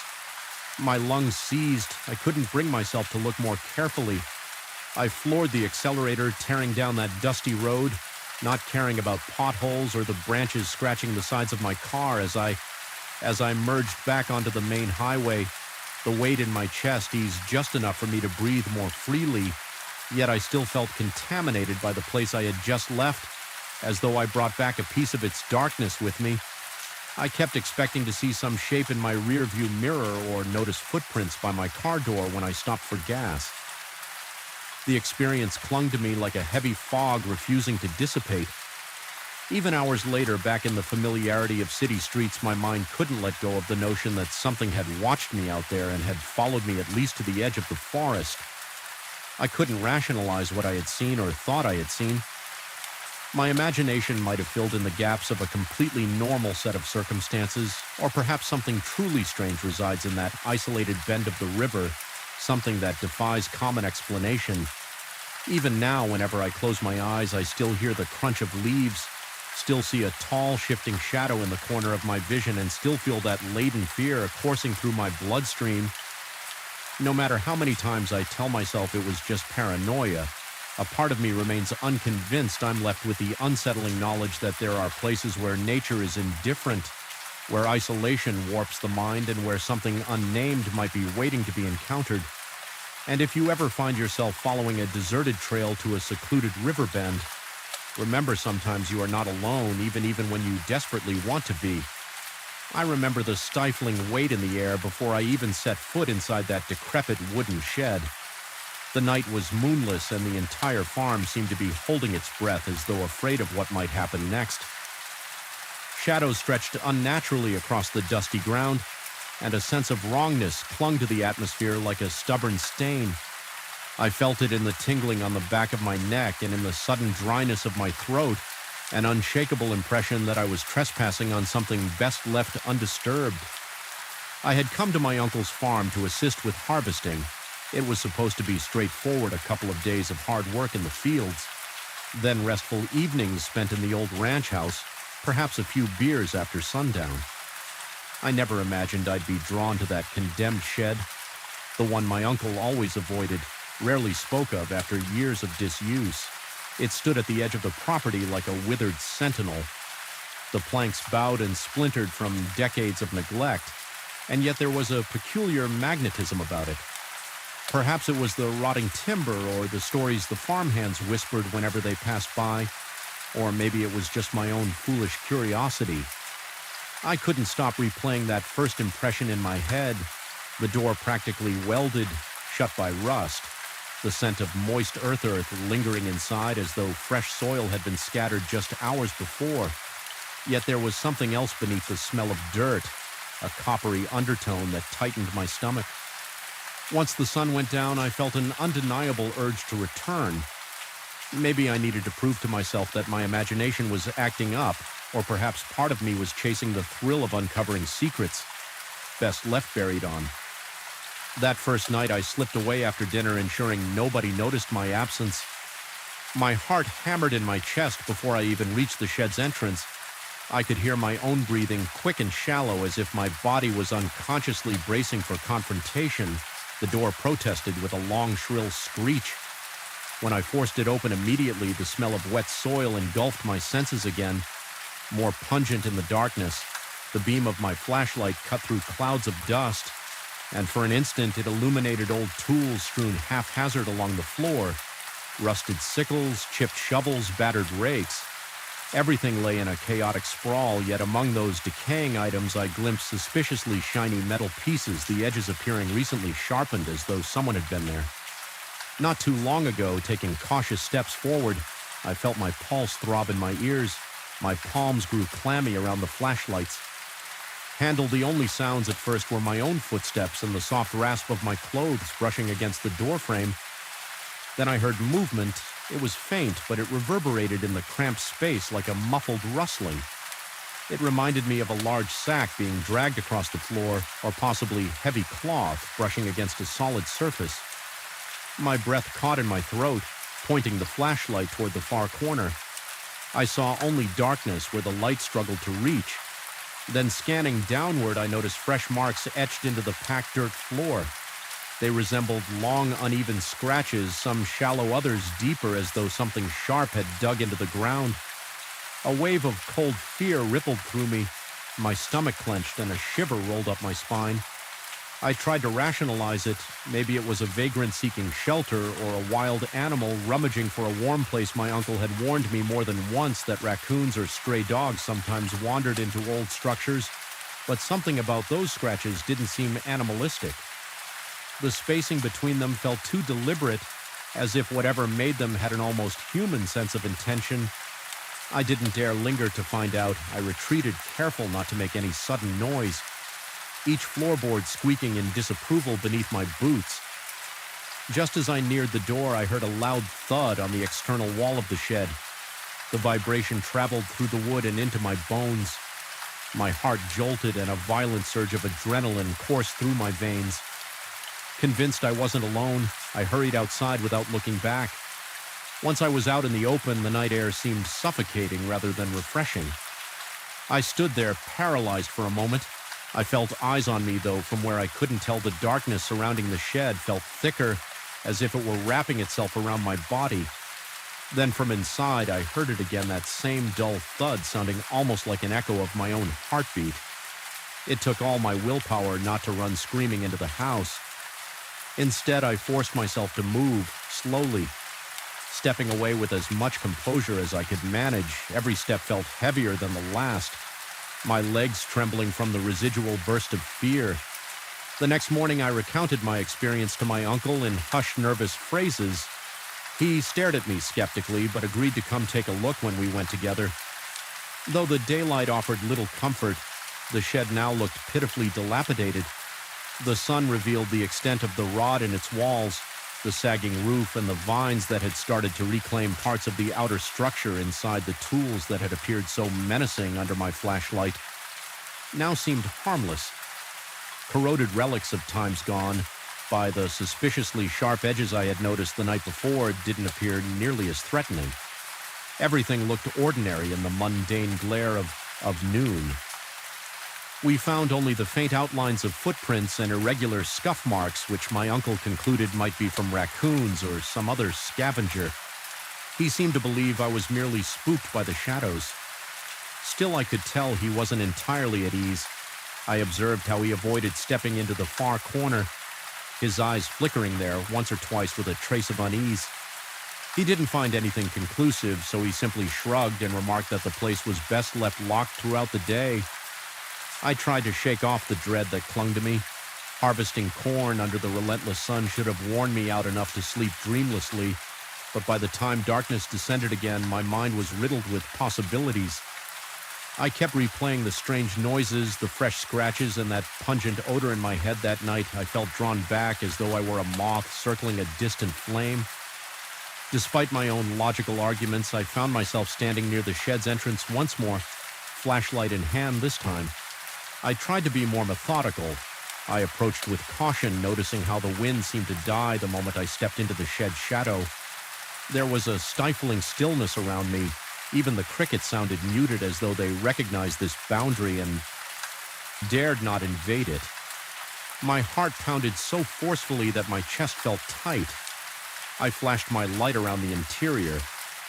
The layout was exactly as I remembered, but something about the air felt even heavier. Tonight, the smell of damp earth was accompanied by an undertone that reminded me of decaying leaves or stagnant water, only sharper, almost metallic. I knelt beside one of the fresher-looking scratches on the floor and ran my fingers across the grooves. Small particles of soil clung to my skin, and the indentations felt too clean, too precise. Then a peculiar sensation overcame me, like static electricity prickling along my arms. My flashlight began to flicker, plunging the corners of the shed into an even deeper blackness.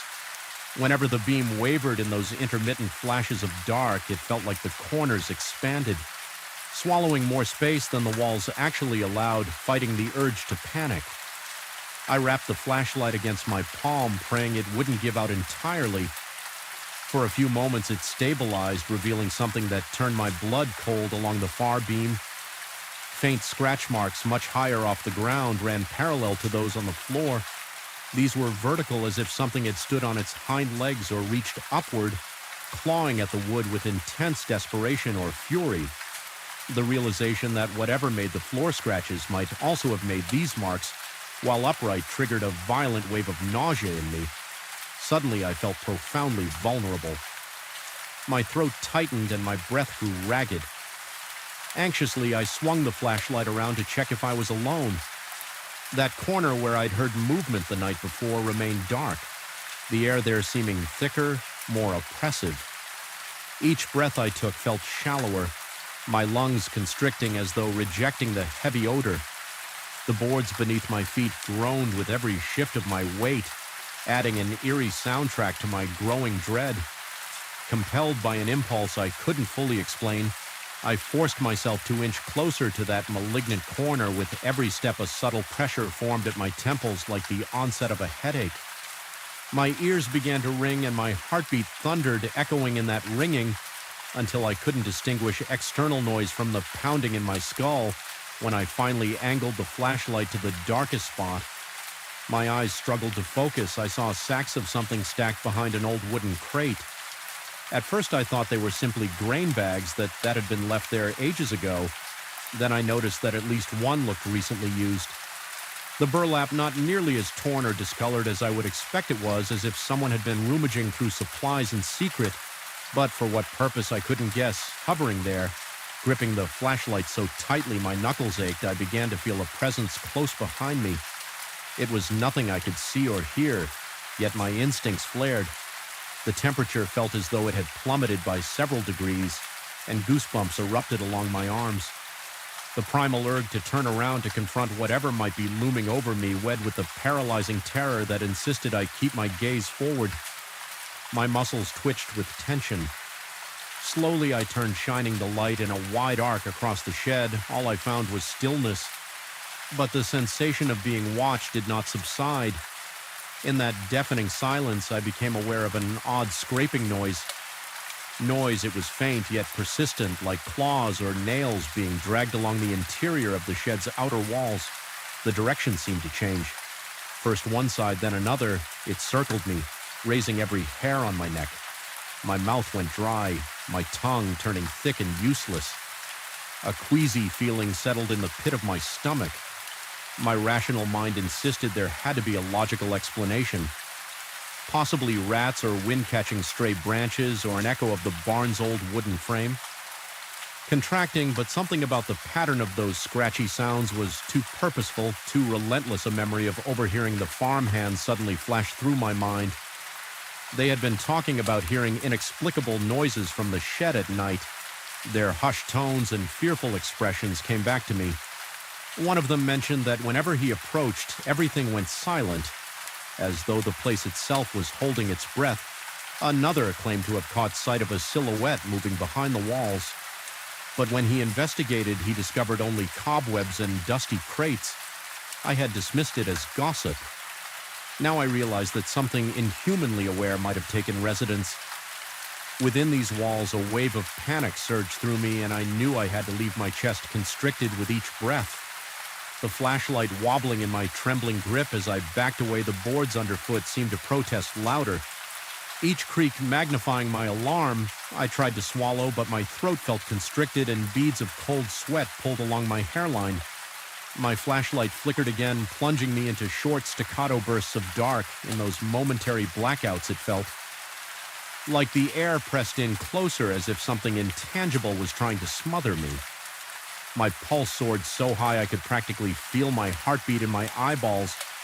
When I finally reached the threshold, I half expected something to grab me from behind. The sensation was so strong that I flinched. Involuntarily, I scrambled out into the open air, gulping it in desperately, as though I had just broken the surface after being submerged underwater. My lungs burned, and I stumbled a few paces away before turning to watch the shed from a safer distance. Under the moonlight, now peeking through a thin layer of cloud, the structure looked as if it were pulsating the rotten board, shifting in and out of shadow. Then, unmistakably, I heard another thud from within, resonating like a heartbeat inside the old timbers. It was almost a response to my escape, a reminder that it was still there. Aware I didn't sleep that night, my mind replayed every second of what I just experienced. Each time I closed my eyes, I saw the scratches, felt the suffocating cold at my back, heard the relentless scraping along the walls. It took all my willpower not to sprint to my uncle's room and wake him with my confessions instead. I lay in the darkness, heart hammering, staring at the ceiling until pale dawn light crept through the window. The following day, I gathered every ounce of courage and confided in my uncle, once more describing the new things I had seen. He looked at me intently, a grave expression, crossing his weathered features in a voice that remained calm yet carried a hint of concern. He suggested that I was pushing myself too hard and maybe seeing patterns and shadows still. I detected something unspoken behind his eyes, as if he knew the place carried secrets but preferred to keep them buried. He advised I stay away from the shed, promising to board it up properly.